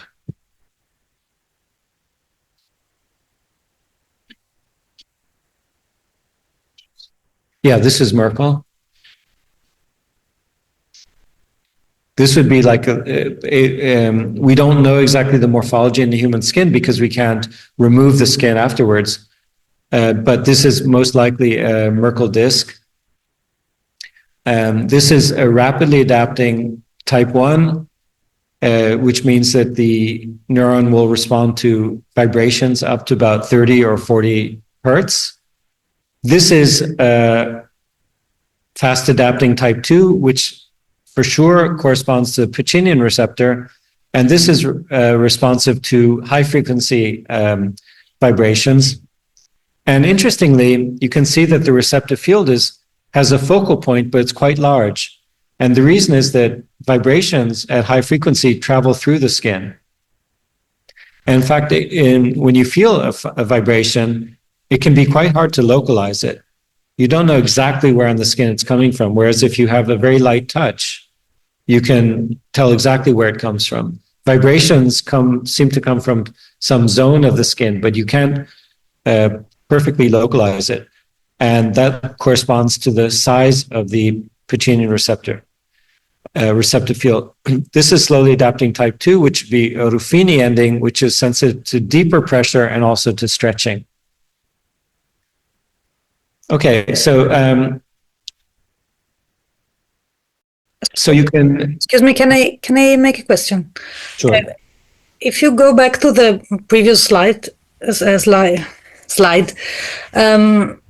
it mean that these fingers have less receptors? These fingers? Which ones? The little one. No. Okay. It just happens not to be in this illustration. Okay. Okay, thank you. But the fingertips are highly densely packed with receptors, and there's not a very big difference across different fingers. Sometimes people say, well, I use my index finger a lot. Are there more receptors there? And the answer is no. In fact, when we do psychophysical experiments, we have compared different fingers and do not see that there's one finger that's particularly better in sensory capacities than other fingers. Now, if you compare your finger with your shoulder or your leg, it's a huge difference, like orders of magnitude difference in acuity. But the fingertips are quite similar to each other. Thank you very much. Sure. Okay, so the experiment can be run essentially in two directions. One is that the experimenter finds is successful or lucky in putting the electrode next to a fiber, and then explores the skin to find out what kind of stimulus produces electrical activity in that fiber. But you can do something additional, which is to electrically stimulate the fiber.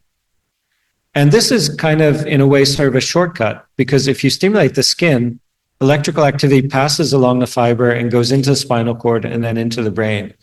But if you electrically stimulate the fiber, it's a shortcut because the stimulus is not applied to the skin, but the electrical activity is as if the stimulus were applied to the skin. And that allows you to do something really interesting, which is say, what do you feel from one single fiber?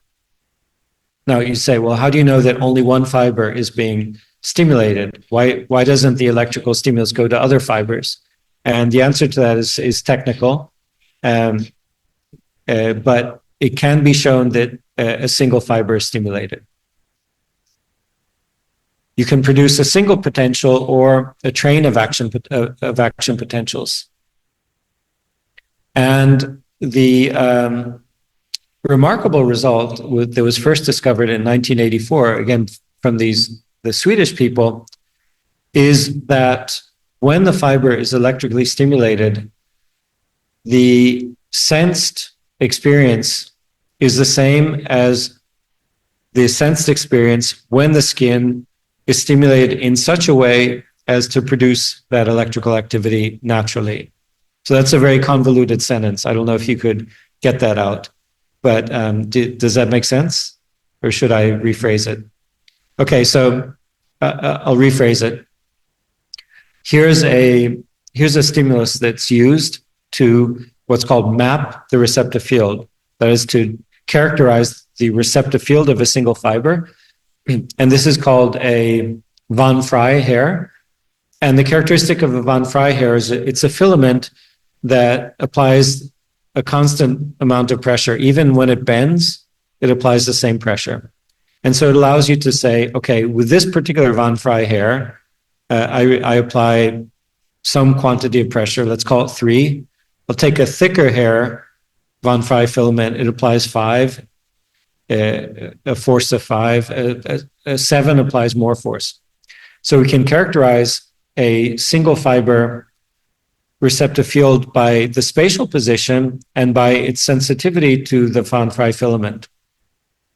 Now, when I found the receptive field, that means that when I apply light pressure with the von Frey hair or von Frey filament, the subject feels this. They can say, oh yeah, I mean, even if they don't see it, they can say, oh, you're you're applying a light touch on my index fingertip. Okay, now it's stopped. Now you're pressing again. They have a conscious experience of that. Now, what I meant with the electrical stimulation is that if we electrically stimulate the same nerve fiber, the human subject reports as if the von Frey filament is touching the skin. So you're creating a sensation electrically, and that sensation is perfectly matched with the stimulus that produced the electrical activity naturally. To give another example, you can find a stimulus, find a fiber that is connected to a Pacinian corpuscle. That means that if you apply pressure, the fiber doesn't respond. If you stretch the skin, the fiber doesn't respond. If you apply low frequency vibration, the fiber doesn't respond. If you apply high frequency vibration, like brrr, suddenly the fiber takes off and starts firing. Now you electrically stimulate that same fiber with a train of high frequency pulses, and the subject says, oh, you're applying vibration to fingertip. So when individual fibers are stimulated, subjects can report the size of the stimulus, and they can also report what they think is the shape of the stimulus. Even if they feel like a bar is being pressed into the skin, or some kind of funny shape like this, or they may feel like multiple spots are being stimulated together. They can describe the border as being sharp, or being fuzzy, or even more fuzzy. And the reported sensations are specific for each of the LTM, which means low threshold mechanoreceptor classes. So if you electrically stimulate the fiber of the FA1, the subject reports feeling a tingling vibration, which is frequency dependent, and so on. You can read these for yourselves. So to summarize this section, we can say that a single fiber is connected to a single receptor, and excitation of the skin with characteristics that match the properties of the receptor produce electrical activity in the fiber going into the brain. Electrical stimulation of that same fiber produces a sensation as if the stimulus were being applied to the skin. Now, if people report that they feel a stimulus, everything I said in the first part of the lesson means that this has to correspond to activity in the cerebral cortex, because you're not aware of any experience if it's not within the cortex. So you would predict that this leads to the prediction that if I apply a minimal stimulus to the skin of just a few microns indentation, but the subject detects it, there should be activity in the cerebral cortex that matches their percept. And even more, I think, strikingly, if I stimulate a single fiber and the subject can report that they feel something when that fiber is stimulated, likewise, there should be activity in the cerebral cortex. And the answer is exactly yes. These are functional magnetic resonance images showing spots of activity in exactly where you would predict, the somatosensory cortex, the first processing area of sense of touch, but only in instances in which the subject reported feeling the stimulus.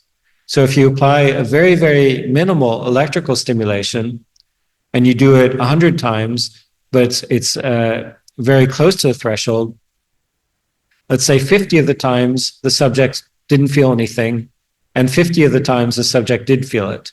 So you divide those two trials and look at the brain image for the group of trials in which the subject said that they felt something, and compare it to the other group. Only when they report that they felt something is there corresponding activity in the cerebral cortex. So this is in line with the interpretation that if some peripheral input is able to produce a response within the cortex, you will be aware of it, you'll feel it. If somewhere along the way the signal is lost and doesn't reach the cortex, it's as if it never happened. Sorry. You catch it and reconstruct it in the, yeah. Catch the signal and you know construct it, right? Yeah. It's in the peripheral system, but it doesn't get, because it has to go through bridges, through synapses, through connections. And each time there's a connection, there's some action, signals are never lost within a neuron because the impulse is carried from the beginning to the end. It never fails. That's the way the physiology is built. So if the receptor creates an impulse, the physiology of the nervous system is it's guaranteed to reach the spinal cord. It's just not going to fail unless you have multiple sclerosis or something, some pathology of the nerve. But when it reaches the next neuron and transmits the signal, then there's a chance for it to be lost because the next neuron might be busy doing something else, or there are reasons for information to be lost from one stage to the next. That's where it can be lost. If it's lost and doesn't reach the cortex, then you will not be aware of it.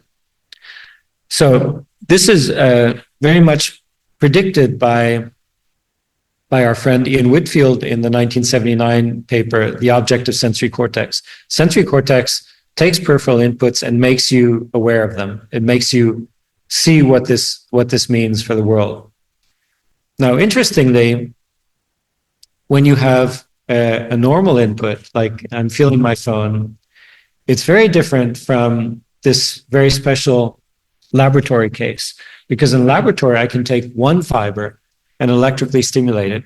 The system is so reliable that it gets the cerebral cortex, but it's not a natural sensation because you would never touch and manipulate or feel anything in such a way as to excite one fiber or even one type of fiber.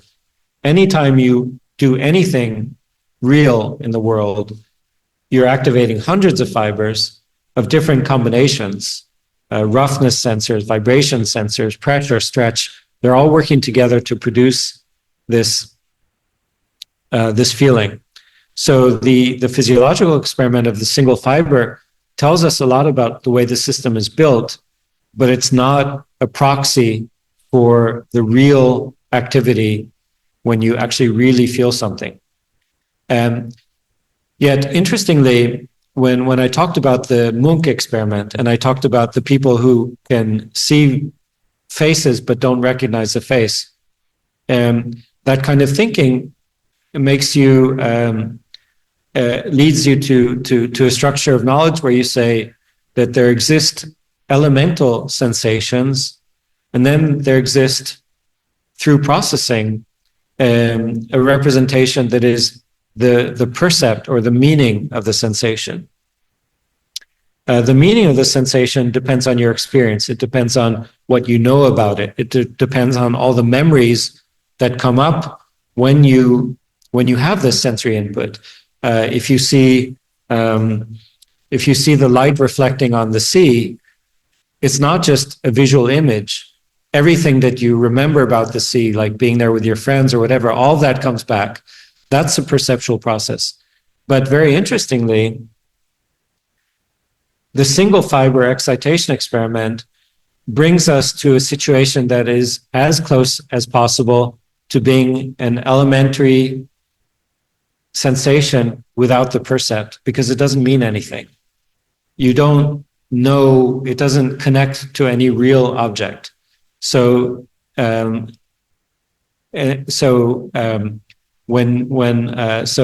when you report the presence of the stimulus from the single fiber excitation, you're reading, you're detecting and being aware of activity in the primary sensory cortex, but without the connection of that sensation to everything that you know that it means, because it doesn't have any meaning. You've never felt it before. You'll never feel a single receptor.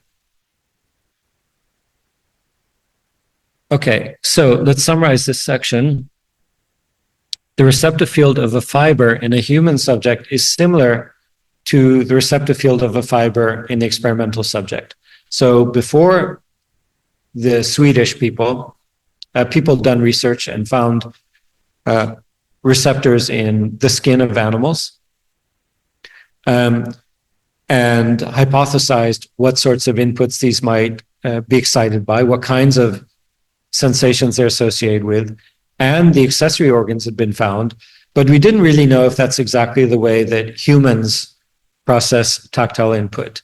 But thanks to the receptive fields of fibers in human subjects, we can say that that we process input from the skin in a similar way to the animals. The tactile stimulation confirms submodality specificity. So what I mean is that this experiment confirms that a single fiber is excited by a very restricted type of input. It's not sensitive to everything you apply to the skin. It's filtering and amplifying some very specific combination of features.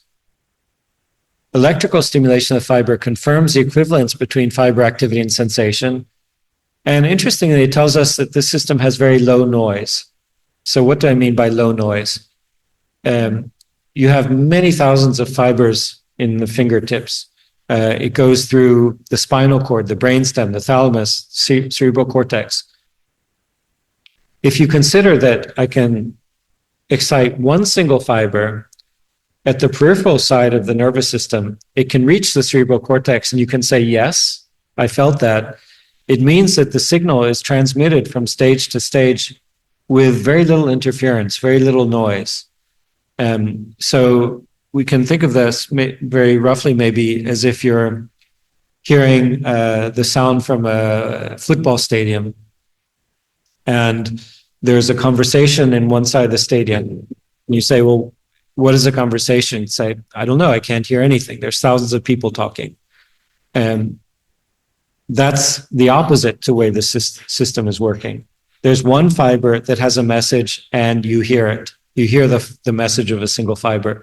So it's not being crowded out by messages from within the system. In other words, the sensory signal is entering the nervous system and is very reliably and faithfully and accurately transmitted from stage to stage. It's a low noise system. So what about painful stimuli?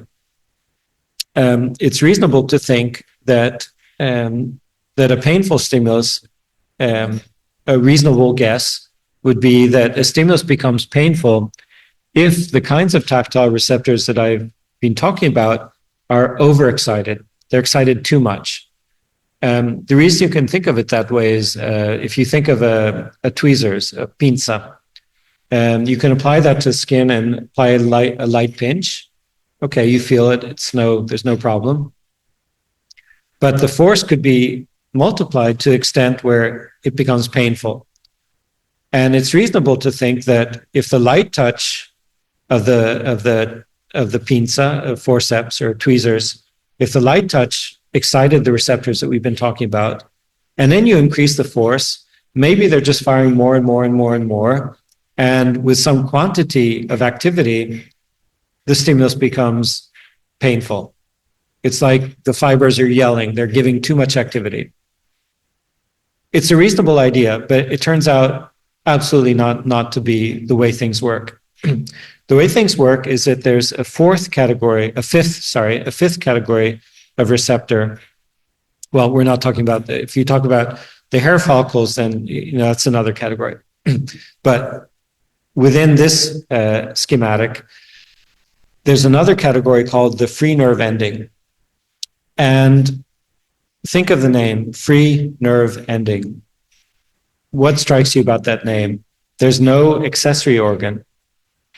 The membrane of the fiber is free, unencapsulated. There's nothing around it in the skin. And it's the free nerve ending that is a special kind of receptor for painful stimuli.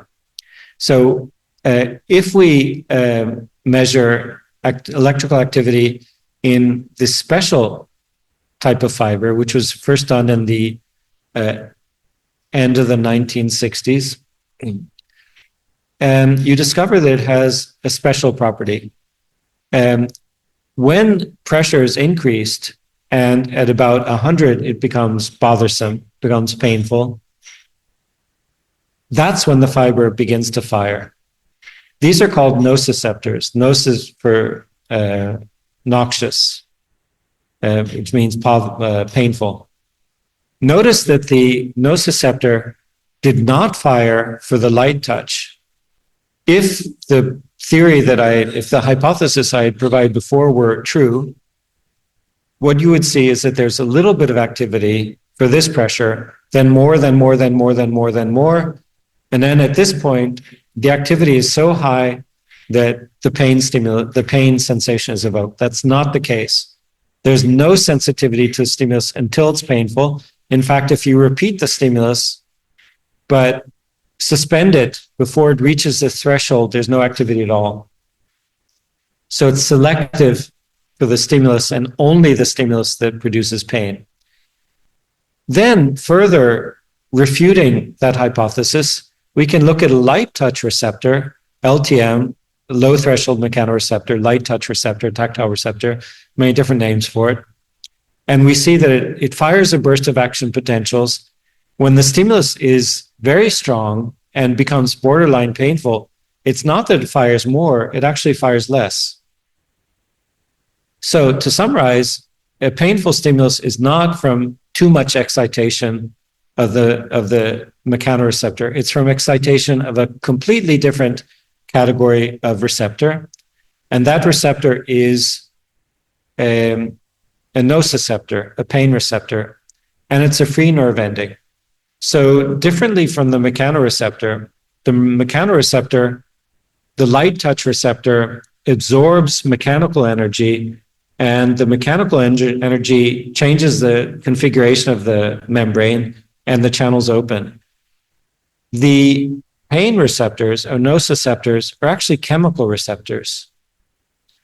This was one of the major discoveries through the 1990s, which is still a very active field of research and is a Nobel Prize as recently as 2021. Let me emphasize that again. The pain receptors are chemical receptors, and the way that they work is that a molecule connects to a receptor on the membrane, and then through a molecular pathway, the connection of the stimulating molecule causes the channel to open and produce action potentials. So what is the stimulating molecule? The stimulating molecule are things that are molecules that are released in the skin by strong, painful stimuli. Sorry? Within the skin, exactly. Exactly. So this is what it looks like. So this is a puncture, like a needle going into the skin. As it penetrates the skin, instantaneously, within milliseconds, a whole host of structures within the skin release chemicals, such as histamine. Histamine is what is released when you have a bee sting. That's why you take antihistamine. The antihistamine blocks the effect of the histamine. Mast cells release histamine. Other cells release substance P and prostaglandins, bradykinin. These are the names of some of the chemicals that are released. These are altogether are what we would call here the stimulating chemical, and they bind directly onto the free nerve ending. So now you know why it's a free nerve ending, because it has to be to function, it has to be exposed to all these chemicals that are released in the skin. But interestingly, it's not just a mechanical stimulus like a puncture that causes releases of chemicals. It's also temperature. So when you feel temperature, which is extraordinarily important in tactile sensation, that's, for instance, how you feel. It's part of smoothness. Smooth things feel cool. They feel cold, like metal. The reason they feel cold is because their smoothness makes more of your own body heat released into the surface, and so your skin cools. And so part of the feeling of smoothness is a feeling of cooling. People don't realize that. They think, okay, smooth means smooth. Well, smooth also means cool. And rough surfaces, because they have contain pockets of air, will collect your own skin temperature, and so you feel warmth. So part of something, let's say, or a fabric, it feels warm. And remember 10 minutes ago, I was saying, you never have a natural feeling never comes from one receptor together. It's all different things together. So when I feel this fabric, part of the feeling that you may not be aware of unless you think deeply about it is the temperature. It feels warm, and that warmth is part of the feeling of the surface. So how do you feel temperature? It's free nerve endings again, because the cooling or the warming of the skin causes different substances to be released. And a special category of free nerve endings called thermoreceptors, temperature receptors, receive these chemicals. So they're not the same receptors as the strong mechanical stimulus receptors. They're thermoreceptors. And the basis for a lot of this research, including, as I said, the 2021 Nobel Prize, a lot of this research is based on finding chemicals in nature that are similar to the chemicals that your own skin releases. And one of these is capsaicin, which comes from chili peppers. So when you feel your tongue is hot or your lips are hot, or if you rub chili peppers, your skin feels hot, it really is hot. I mean, it's not hot in temperature, but the reason it feels hot is because the capsaicin, that's the chemical in the chili pepper, enters the skin and it binds to these temperature receptors. And it's the same chemical as the chemical released from actual warm temperature. Well, what about cooling? How do you feel something cold? The cold temperature in the skin causes release of different chemicals. And we have in the repertoire of human produced chemicals, we have ones that feel cold, like menthol. How do you say it in Italian? Mentolo. Mentolo. Like sometimes you put on if you have a cold, you might put on your chest to breathe better. Eucalyptus. Yeah, that feels cold. The reason it feels cold is that it causes chemicals to be released in the skin, the same chemicals that actual cold temperatures produce. So your skin, if you put on eucalyptus, the skin temperature is not going down, but it feels cold because of the chemicals released. Okay, so these receptors are called TRP receptors, and the receptors have different tuning curves for temperatures. And there's one that's not in this plot, not in this graph, but it's a really very interesting receptor because if you look at the tuning curve, it's sensitive both to cold and to hot. And you would think if I have a receptor that fires when the temperature is very cold, but also fires when the temperature is very hot, isn't that very confusing for my brain? Because when this fiber is firing, I don't know if it's firing because of extremely cold temperature or extremely hot temperature. Isn't that confusing? And the answer is yes. In fact, we as neuroscientists, we love it when there's a perceptual phenomenon that can be explained by physiological properties. That's called paradoxical cold or paradoxical heat. So if you have a friend, you can blindfold the friend and put their hand in ice water. And if you tell them that's boiling water, they're terrified and they remove their hand. Extremely hot water feels the same as extremely cold water. And the reason is that there's a family of receptors that are not shown in here that are firing for both. And when these fire, you don't know if it's extremely cold or extremely hot. Yeah, so these are some of the substances that excite the TRPM8 receptor, menthol, eucalyptus. Okay, we talked about this. Okay, so to summarize, we can think of two very general families of things that can happen on the skin. Light touch, symbolized by this feather, activates one category of receptors, one family of receptors, which have special properties within them, the stretch receptors, vibration, and so on, but we'll together call them the touch receptors. Then another family, which we can call noxious receptors, but within that, I mean, after this figure was made, we have to, for accuracy, we also have to consider thermoreceptors. So these would be the free nerve ending receptors, which are responsible for painful stimuli and temperature stimuli. And they have different pathways through the brain, which we won't go into. So where is the pain perceived in the brain? What is the activity that corresponds to activity in the brain? And the answer is two main regions.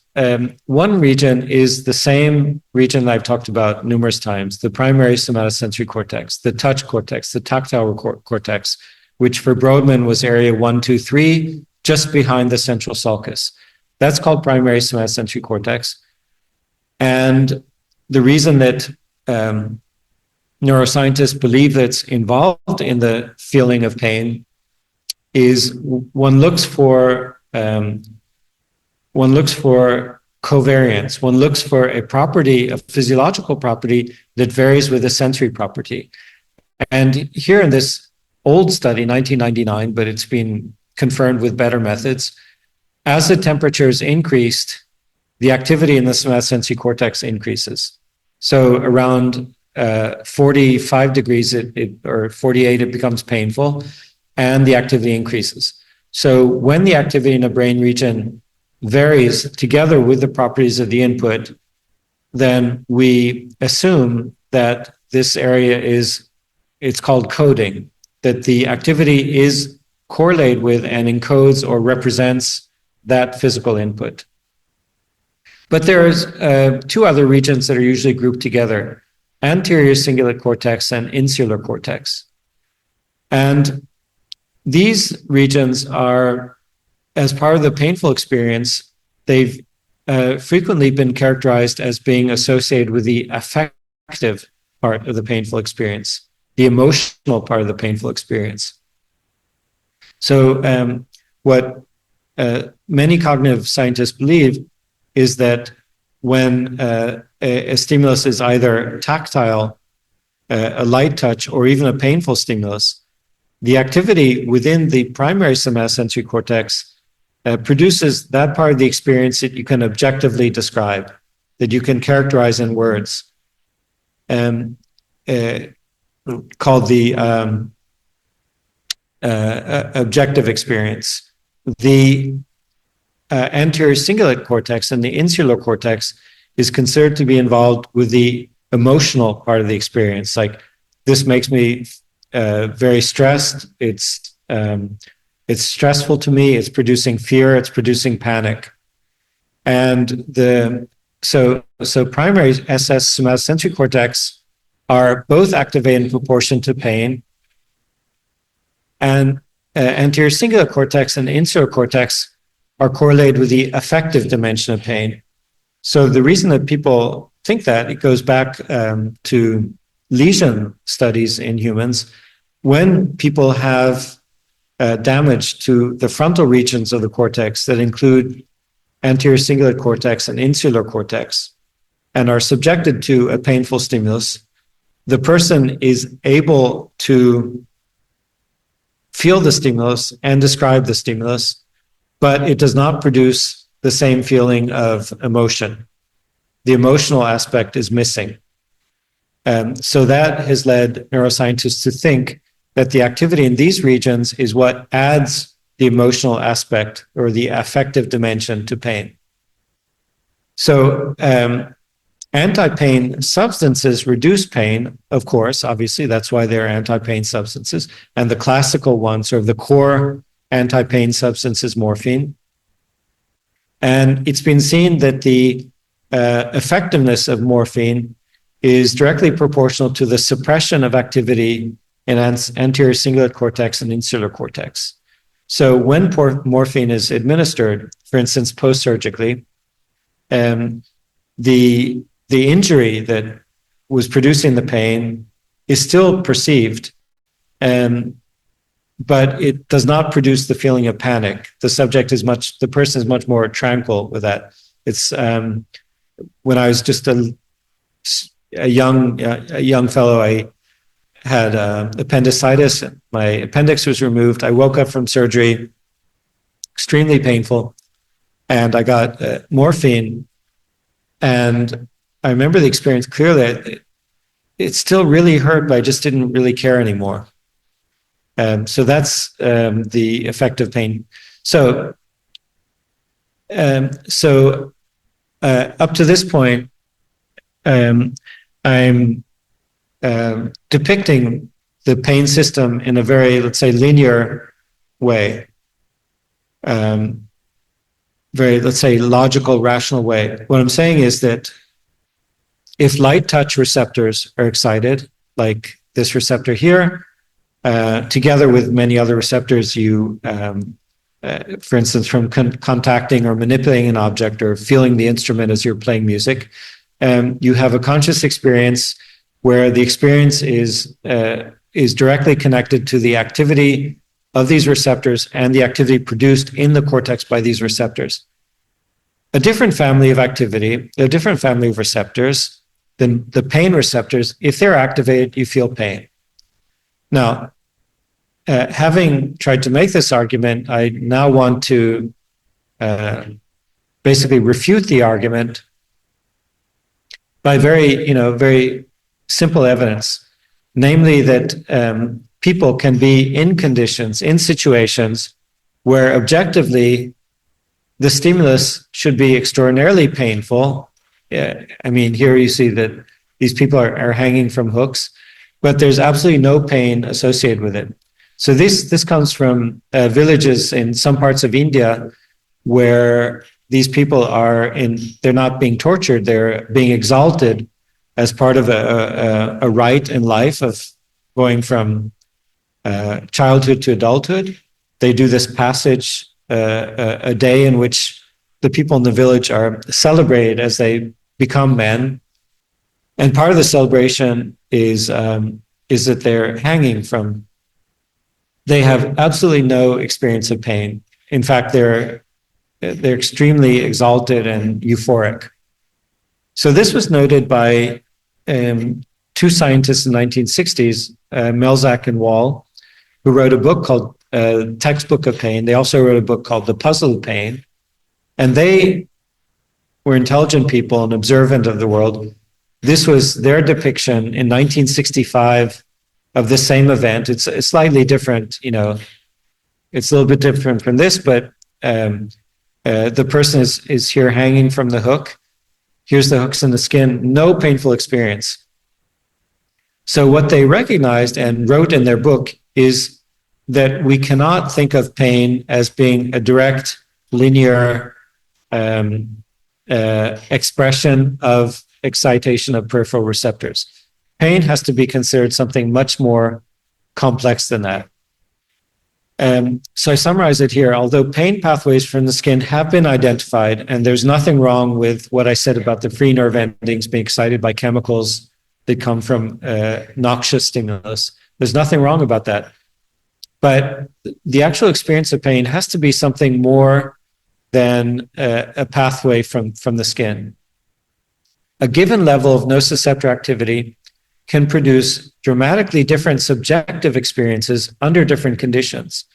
A soldier charging into battle may not even notice injuries that would, under other circumstances, produce exceptional pain. At the other end of the spectrum, a chronic pain syndrome, where a person continually feels pain, can exist even when the skin is perfectly intact. So it's what's happening at the central levels of the nervous system that produce the actual experience of pain in combination with the inputs that arrive from the peripheral nervous system. it's not only the presence of the nociceptor signal that produces the overall sensory and affective experience. Understanding pain thus requires understanding how the stream of impulses arriving from the nociceptors is processed by the rest of the nervous system. The subjective experience of pain, more than any other experience of the human life, is modulated by social, cultural, and personal factors. How people in different cultures experience pain is completely different. If I were to take someone from Venice and put them in the situation of these young men in India, they would undergo a lot of pain because the culture is different. So now realizing at this point that the experience of pain, how much it bothers us, how much it makes us suffer, how much we feel that it has to end, how much it makes our life intolerable. Once we realize that the experience of pain depends on how the central nervous system interprets or integrates the signals, not just from the nociceptors, not just whether the skin is activated or not activated. Can we use this knowledge? What about pain that no longer has any purpose? Of course, pain does have a purpose. It tells us that we're in danger, that we're doing something wrong, and we have to stop doing it. And it works. We do that within a couple of seconds, or if we've broken a bone, we know that we have to not put, the pain tells us not to put weight on the bone. So we need this information. It helps us, it makes us survive. But what about the pain which no longer has any purpose? Can we learn to control that? And can we do it without addictive painkillers? Because painkillers are the most addictive substances that exist. Fentanyl,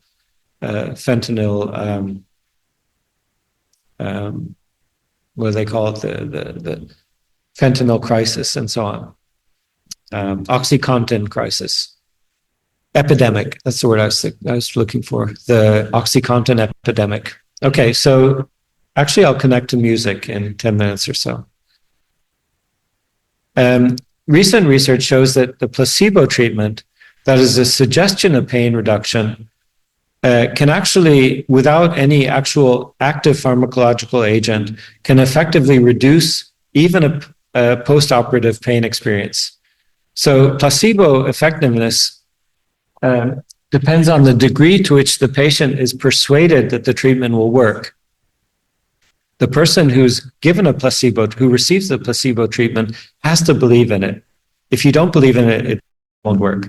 For instance, placebo treatments that appear costly by their packaging are more effective than placebo treatments that appear inexpensive. So if the medical practitioner in an experiment or in real life says the person has a painful rash on the skin and cream is applied, and the cream looks like it comes from a very fancy Swiss pharmaceutical company, this will actually be more effective in reducing pain than if that same cream looks like it comes from some off-brand produced in a disreputable by a disreputable company. So that even when a treatment is applied to a patient, it's more effective if the patient adds their own belief to the treatment. The dependence of a placebo treatment on expected efficacy parallels the dependence of an actual painkiller treatment on the expected result.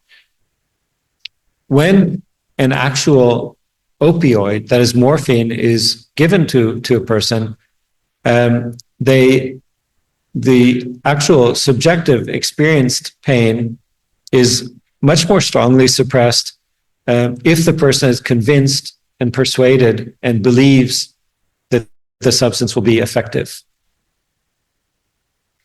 For instance, if a patient is in the hospital, they're recovering, they're experiencing post-surgical pain, and the phlebo is behind the bed, and the the doctor says, okay, I'm putting the pain-killing substance in the phlebo, but the patient does not see it, it's less effective than if it's in front of them and they see it. Interestingly, if the person who puts and we're talking about the actual real agent, real morphine or real painkiller, if the person who puts the agent into the phlebo is the surgeon himself or herself, that's more effective than the nurse, because the patient has more belief invested in the surgeon than in the nurse. So if one considers placebo treatment as a means to actually address pain in real clinical situations, which would be absolutely fantastic, because actual pain substances are very harmful and very addictive. It creates a paradox, because the subject has to believe not only in the active ingredient, but also has to believe in the absence of the active ingredient. That is, they have to believe that the belief alone will reduce the pain. So imagine, just create an imaginary world where people have gained control over placebo treatments. They know how to do them, and treat post-surgical pain in the default condition through a placebo effect. They routinely, not just as an experiment, as a scientific study, but they're actually clinically trying to treat pain through placebo. When patients learn that pain is being treated by placebo, then the placebo effect is canceled, because they say, wait, you're just putting in saline. Why should I believe that? So the paradox is that the more widespread the use would be, the less effective it would be, because people would suspect that they're being administered placebo. Okay, so we're getting a little bit closer to music in this way. How do actual real painkillers work, like morphine? They have a chemical structure which binds to neurons. It's a chemical, and the neurons have chemical receptors. It's like a lock and a key. The opioid, the morphine, is the key. Neurons have a lock. It fits in and activates the neurons. And these are neurons that, when activated, suppress the feeling of pain. Now, when people recognized that opiates, that is the real substance, that morphine works as a key that fits into a lock, they said, wait, if neurons have these receptors, why do they have these receptors? It's not because people expect to get morphine at some time in their life. I mean, nature would not have selected the nervous system to have a receptor on the basis of 1% of people, and only humans, by the way, getting morphine. That can't be the explanation. There has to be a different explanation, which is the nervous system naturally has morphine. And the receptors are there because the brain itself can release morphine. And it turns out that that's exactly the case. It's not called morphine, it's called endorphin, which just means endogenous, that is naturally existing morphine. And it's, there may be a carbon moved here or there, but it's essentially the same chemical structure as morphine. So the bottom line is that your nervous system has the ability, under some conditions, to produce and release morphine or endorphin, natural morphine. How does placebo work? The placebo works because the conditions, all taken together, persuade the subject to make use of this, to activate this natural morphine system. And through the context, through this conviction, through this belief, through this persuasion, the patient is essentially giving themselves a shot of morphine with the advantage that's not addictive or not as addictive. Now, why do we have this natural morphine? Because exactly as I said before, there's some conditions in which a stimulus is painful, but you just can't deal with the pain. You have to keep on doing what you're doing. Let's say if you're fighting, or if you're, I don't know, maybe childbirth isn't a good example because it is painful, but you can use your imagination, think of many instances in which there's something that is very painful, but the organism cannot deal with the pain right now. It has to push through it, and the way it does that is by suppressing the pain through its own natural morphine system. What does placebo do? It activates that system. So what would be a revolution in clinical medicine would be for scientists to gain control over this natural morphine system, to take it in hand and be able to exploit it and to use it.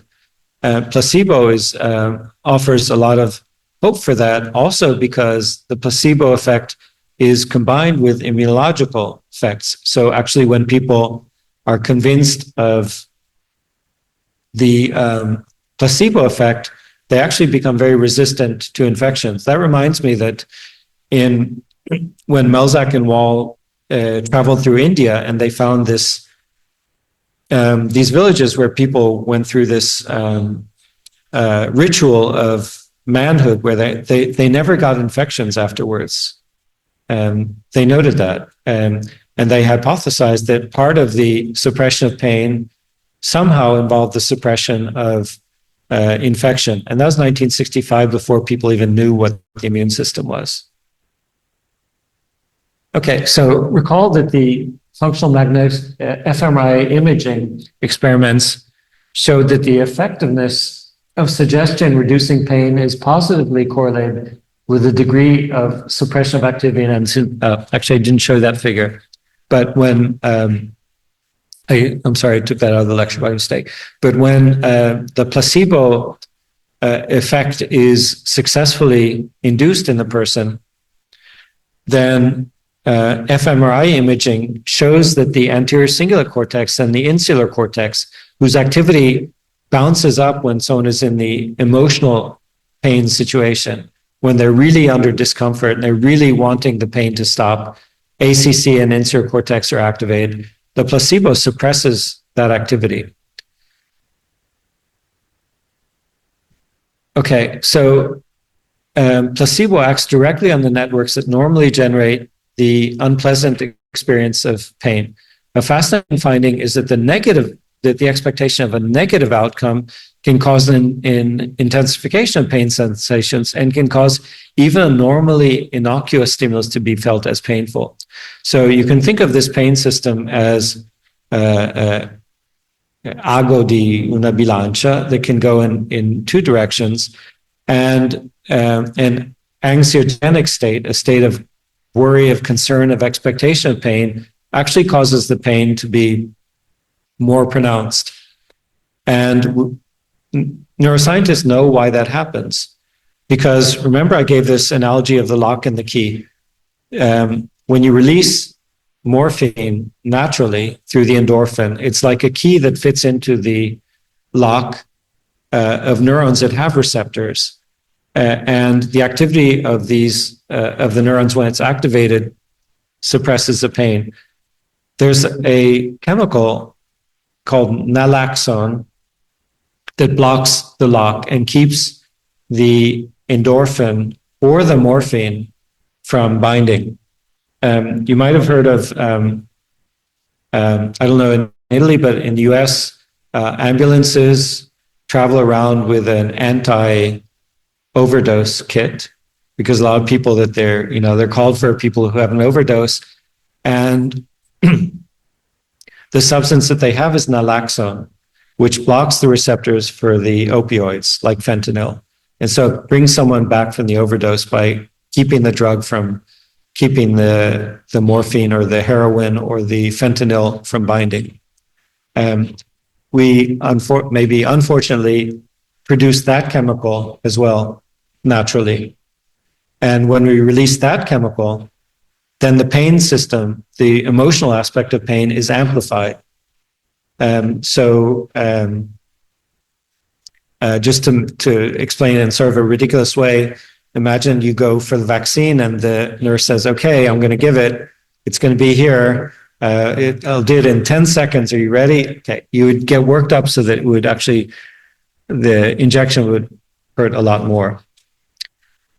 Okay, so this nocebo effect, it's the opposite of placebo. It's the emotional expectation, occurs by driving the endogenous opioidergic system in the opposite direction.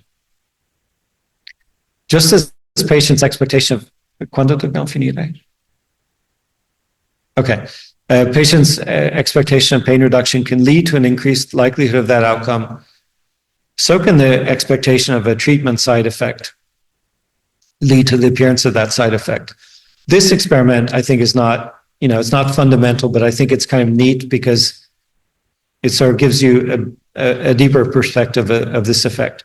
So let's say that you take a drug and you read the entire page that comes in. I never read that stuff, but if you read it says effetti collaterali possono essere questo. I don't read that because I don't want to know but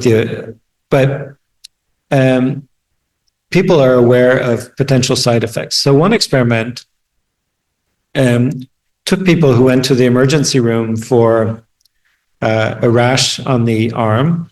There aren't that many, so it took a long time to do a study.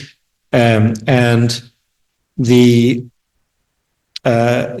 practitioner who's participating in the study says, I'm going to put on this cream and it will reduce the rash.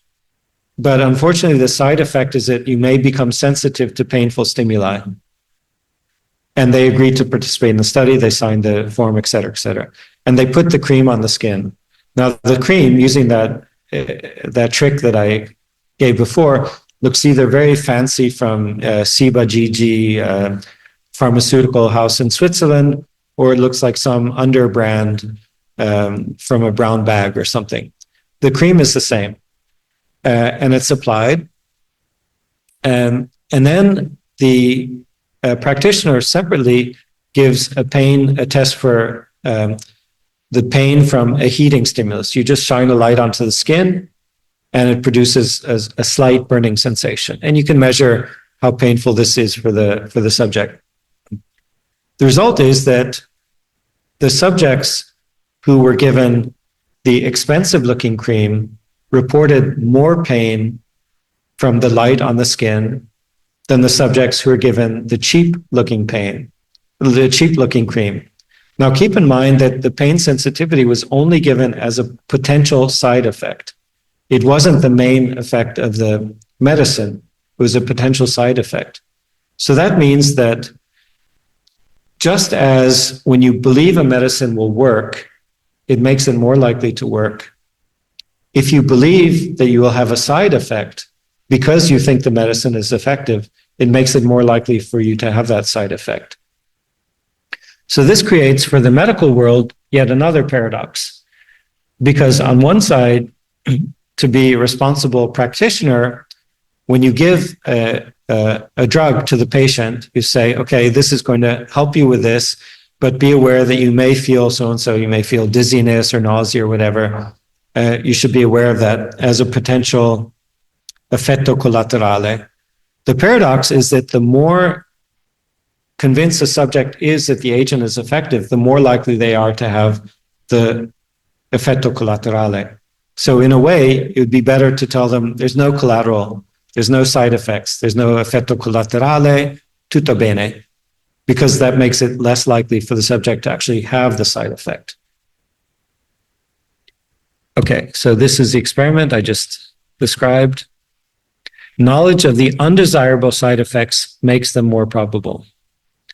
Okay, so this is the summary of the placebo effect. A lot of this work, by the way, is done at University of Torino. Okay, so I want to transition just to close this conversation with frisson and ASMR. Do you know, are these effects familiar to you? So I don't know. I just learned about it. I studied it for this course. So frisson is and ASMR are two things that are very, very much connected to each other. People talk about them separately, but for this purpose, I'll basically put them together. And it's the sensory experience produced it's the feeling that a very positive sensory experience produces for you. For instance, hearing the Vivaldi might make your skin stand up. Brivido, okay? And for instance, when I hear Four Seasons, there's a particular passage that every time I hear it, that part of it, I get even just thinking about it, I have the same effect. So it's a psychophysiological response to rewarding stimuli. These stimuli, I mentioned music, but can be films, stories, people, photos, or rituals. It's also called aesthetic chills, brivido, or psychogenic shivers. And it has these names because you actually do have physiologically the effect of your hair standing up. It's a pleasurable or positive emotional state and transient paresthesia or tingling, chills on your skin. It can include the hair standing up, which in English is called goosebumps, and it also causes mydriasis, pupil dilation. So I group them together, frisson and ASMR.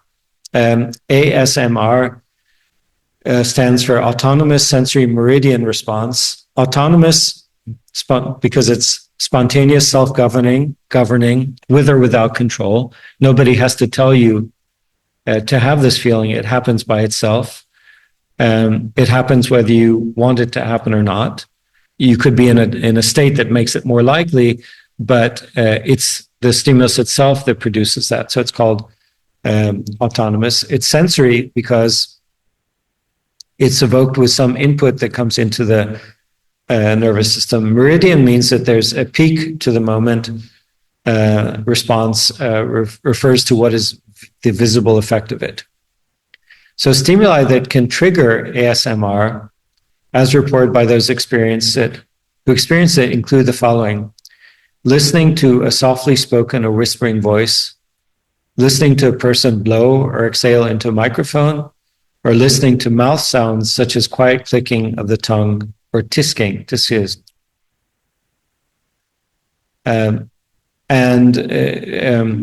Looking for stuff for this lesson, I found that there's a whole YouTube industry of this because people really like it and people seek this out.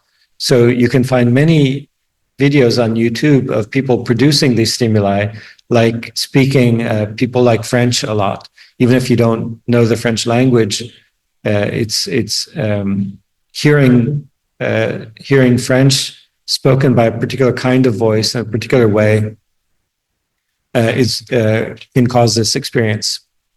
Listening to tapping, typically one's nails onto hard surfaces, listening to buttons being pressed, like a computer keyboard or video game controllers, quiet repetitive sounds from someone engaging in a mundane task, such as turning the pages of a book, or watching someone attentively execute a mundane task, such as preparing food, but particularly if the person is highly competent. If you look at someone doing a job poorly, it never produces this effect. But if you watch a video of an expert chef preparing vegetables, it's very pleasant for everyone. But for particular people, this particular experience produces the whole body frisson or ASMR. Also, receiving personal attention, such as having one's makeup applied, hairstyled, or a medical exam. I discovered that there's, sort of a borderline, what would you call it? What's the word for slightly abnormal, what do you call this? Enjoying a practice that's a little bit off. Can't think of exactly the word, not obsession.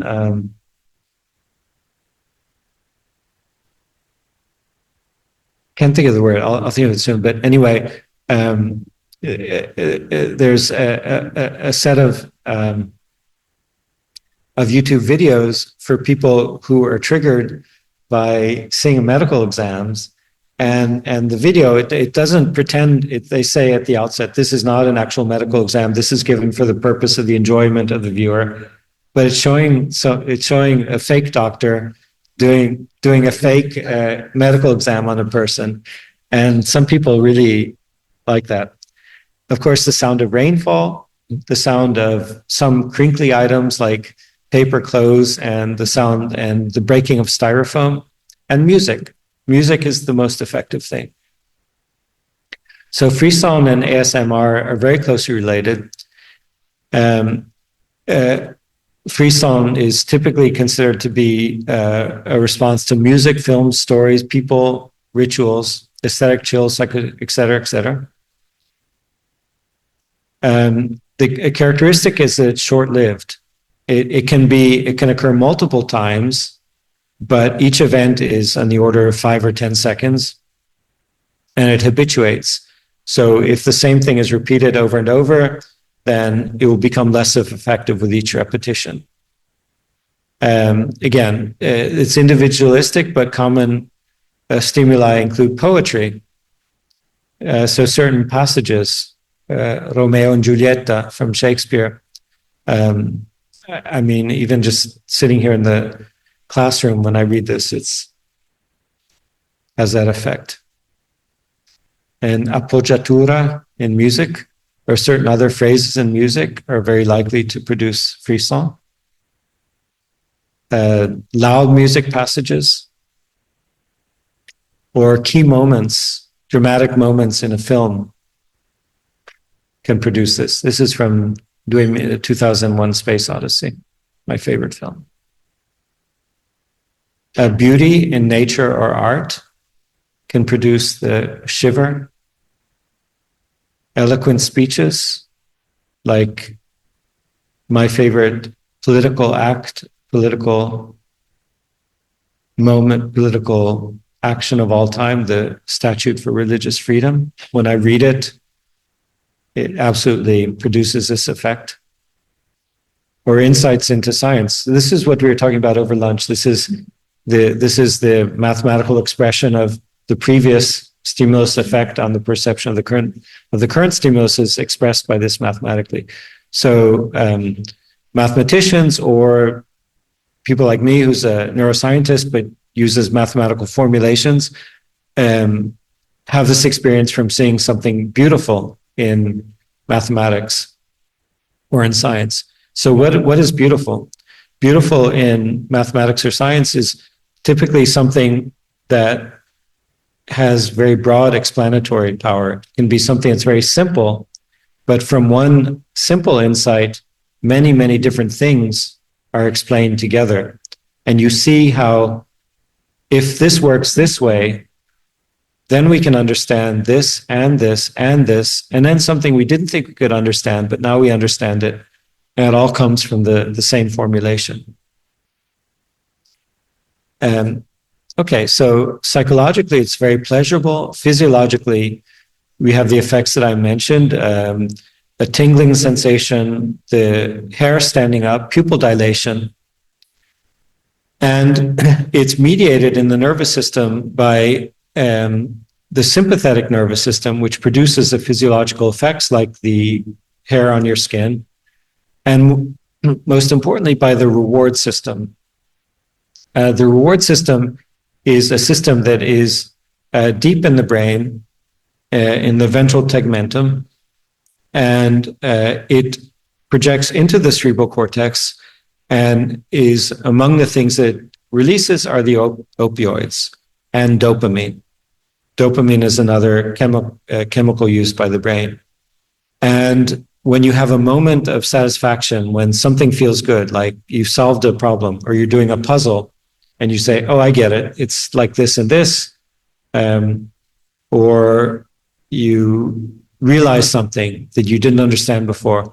All of these things are associated with what's called the reward system. It's what makes you feel good when you've solved a problem.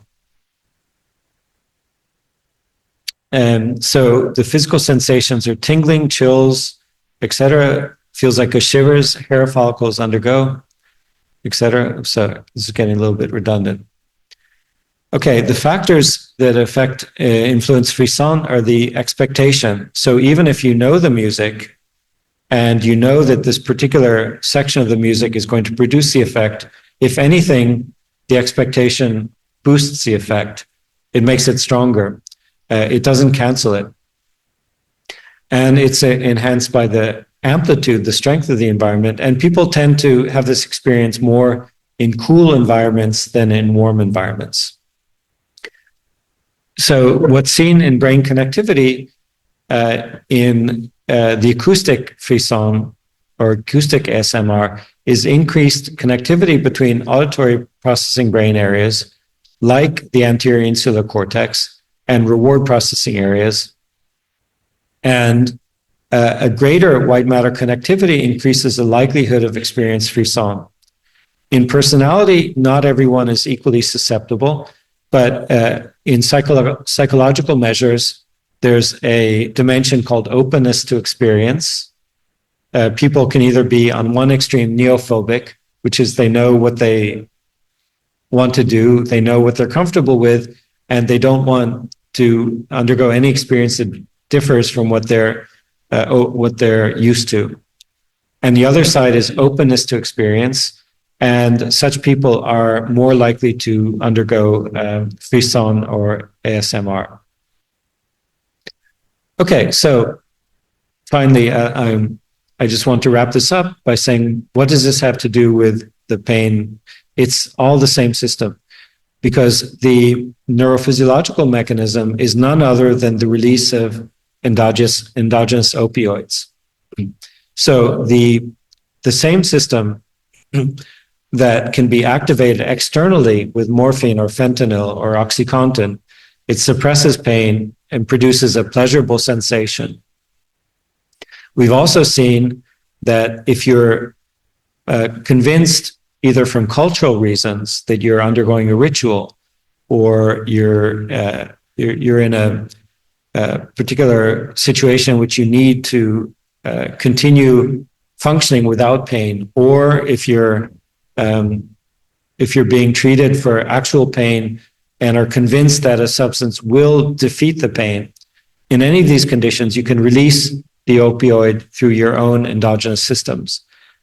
This is the same system that's activated during these pleasurable peak climactic moments in music or in a film or in other kinds of aesthetic experiences. So you're essentially, through these experiences, you're activating the reward system, which gives you a feeling of satisfaction, and you're also suppressing any negative feelings through the opioid system. Interestingly, naloxone, which I said is the pharmacological agent that blocks the binding of the opioid system, reduces frisson in many cases. So the person goes through the experience that normally would produce the pleasurable sensation, they don't have that. Okay, so neuroimaging have shown that the correlation between this pleasurable moment is involved with the nucleus accumbens, which is part of the ventral tegmentum. It's in the brainstem and it releases substances. Activation in the orbital frontal cortex, the insular cortex, responsible for pleasure cognition. So it's not all super simple, because I keep talking about anterior cingulate cortex and insular cortex, but I've said two different things about them. And this is a paradox, or let's say not a paradox. it's experimental evidence that neuroscientists don't yet understand. These regions are activated during a painful experience, especially if the painful experience carries the emotional weight of it, the fear, the panic, the discomfort. Then in fMRI experiments, under those conditions, anterior insular cortex and anterior cingulate cortex are strongly activated, but they're also activated during pleasurable experiences.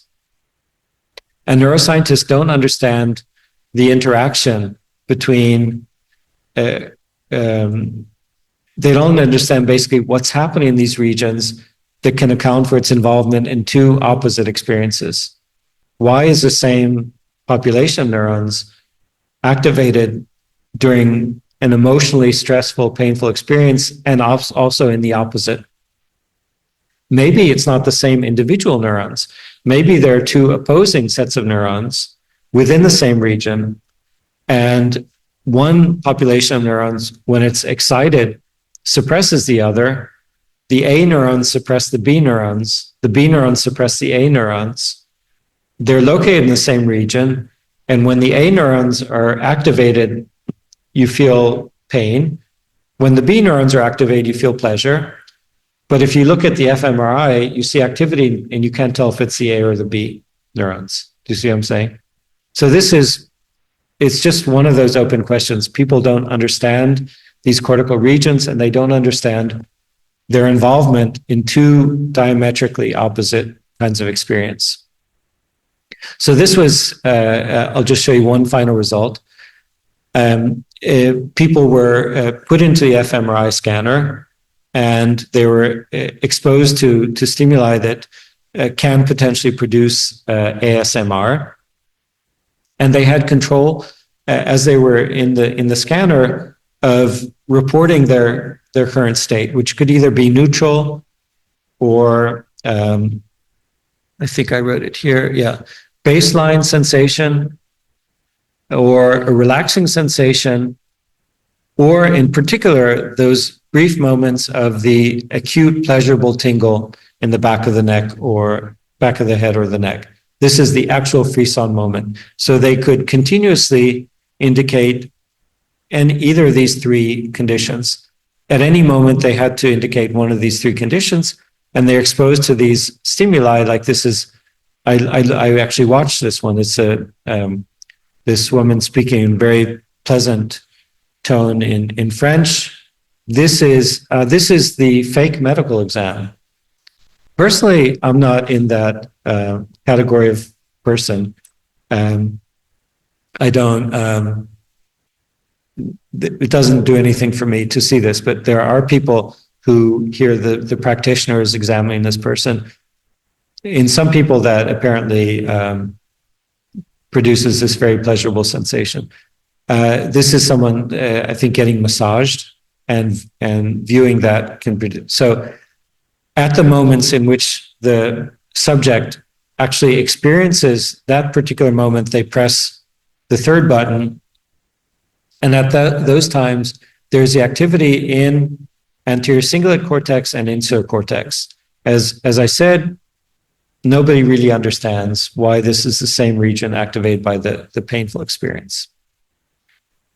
So I just ask as a final question, can music, which, as I've argued, activates reward and pleasure systems through endorphins, be harmoniously coupled with placebo or other forms of persuasion, other forms of therapy to alleviate pain and perhaps depression? So that's all my material. I'm happy to sit here and talk for as long as, and just so I can get the train back. But any questions, I'm happy to talk. I haven't got any questions.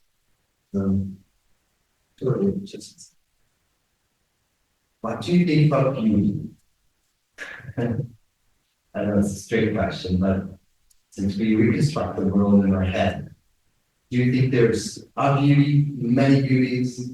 What's your personal view of this? Yeah, it's a just super amazingly interesting question. not my own field of research, but there is research. There is research on this. Neuroscience of beauty or neuroscience of aesthetics. And the most recent I heard was this was one of the leaders is Samir Zeki. You can write this down, Zeki. He's at University of London. His first name is Samir. And for many years, I mean, he's quite senior now, he was interested in visual processing, just, you know, the most basic forms of visual processing in the brain. Then he became, in his later years, more and more interested in beauty. And he asked, what is it that happens in the brain when you feel beauty, when you experience beauty? And I don't think he had an answer, but when I heard his most recent lecture on this, I think about 4 years ago, he was doing fMRI imaging of people and showed that when they viewed things and were aware, I mean, they were processing it, they were actively engaged in it, in non-beautiful things, not ugly things, just whatever, a classroom, whatever it might be. There is activation in the visual system up to a certain point.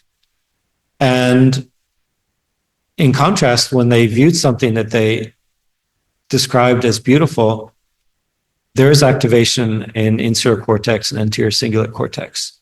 The same regions that I said is activated when people have this shiver of pleasure. So he argues that there's this, that visual processing is a kind of filtering. And according to the stage of processing that the signal reaches, it produces a particular kind of percept.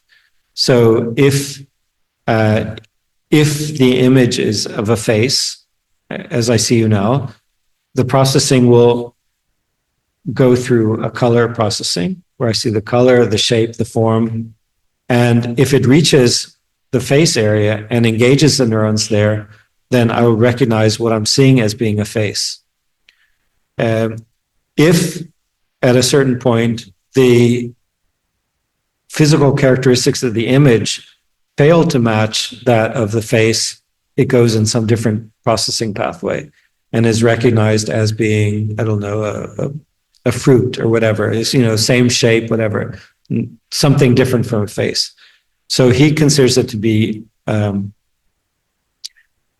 he argues, but this is the part that's hard to work on experimentally, that there's a form of filtering where if there are certain properties to the image, it reaches this stage of processing and it goes from the temporal lobe into the frontal lobe. This is what we call in neuroscience, we call hand waving. We say, well, it could be that this, and this, but what's the proof? What's the evidence? We don't know. But it's extraordinarily interesting because it's so subjective. I mean, what is beautiful for one person is not beautiful for another. For me, an equation that explains something that we see in perceptual neuroscience is beautiful because you can see how these things move towards each other with exponential functions. They're mutually attract. I mean, just saying that, it's actually, I get the same effect. So, but for someone else, it's not. And then music, some music is particularly beautiful to some. My father was very fond of Bartok, and I didn't like it at all. What is it? So I tried to listen to it a lot, and I thought maybe because you can learn to appreciate things. You can learn to love something you don't love, but I never began to love the music of Bartok. But other things I don't love, but I can learn to love them. So, I mean, I'm not answering, I'm just saying how complex the problem is, because there's beauty at first exposure. That's one kind of beauty, but then there's beauty that you can love. Yeah, you learn to love. I think that a placebo and nocebo effect, especially in art, works very well. Somebody tells you that's a great artist, everybody knows. Yeah. It's very strong. Yeah. In art and I would say aesthetics. Yes. Placebo and nocebo is very strong. Yes, yes, that's interesting. And what do you think if someone has psychologists have sort of one of the leading theories of personality are these 5 dimensions. People are made up. People can be characterized by where they are in 5 dimensions. One of them is called agreeableness. An agreeable person if you say, "Oh, it's really cold today," yeah, that's it. Another person says, "No, I don't think so." So that's the opposite side. So do you think a disagreeable person would have the opposite effect, opposite outcome from art if you say this artist is really being appreciated at the Biennale, people say he's the next thing, they say, "No, I don't." Yeah. Because some people are persuaded by others and some people are contrary. Yeah.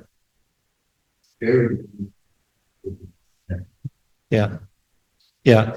And this connects to what I was saying about expectation. So in a way, if you're saying that I'm going to show you now this artist who I think is just incredible, it's just has a huge influence on me, that's building up an expectation. And as I mentioned in the ASMR effect, expectation of it. And this is so closely connected to music. I have no music education. I love music. I listen all the time, but I have no real education in music. But I know that when you really know the piece of work, you're waiting for those moments that you know are going to happen. And no matter how many times you've listened to the music, expecting it and waiting for it, but then at the same time, as we were talking about over lunch, you also need surprises, right? So the music leads you to an expectation and changes it. That's also pleasurable. But yeah, so and another thing that I'm extremely interested in, not as a neuroscientist, but just as a sort of a normal thinking person, is the effect of one's opinion of an artist as a person to your appreciation of their art. And I have the problem, I consider it to be a problem, that when I'm really disgusted by a person as an individual, it's very hard for me to like their art. And I say it's a problem because there's art, music or visual art that is very beautiful, but I deprive myself of the ability to enjoy it because as I continue to think about it, I realize that the reason I have this experience is that when I love art, I feel love for the person who made it. And if I despise the person because I know that they were, wicked and mistreated, whatever they might have done, that conditions me to not be able to appreciate the art. And I wish it weren't that way. So now when I am exposed to something that I really like as a piece of art, say, don't tell me about this person because I might. How do you think that do you have this experience also? Or are you able to separate? So you're saying the art that's produced is like the sun, and it shouldn't carry the weight of the person. I agree with all that, and I agree that that's the way it should be. That's why I said for me, it's a problem because unfortunately I'm not able to do it that way, and I wish they were, but I always I'm influenced by, for instance, in the French Impressionists were at a peak at the same time as the Dreyfus affair, and the community of Impressionists, Manet, Monet, Degas, Cézanne, etc., they split into 2 camps. Those who want to condemn Dreyfus and those who defended Dreyfus. And when I learned of that, I was negatively influenced. I mean, I love Impression. Who doesn't love Impression? I mean, it's the truism to say that you love Impressionist painters, but the ones who were anti-Dreyfus, it negatively impacted my appreciation for their art. Completely useless feeling that I have, but I'm.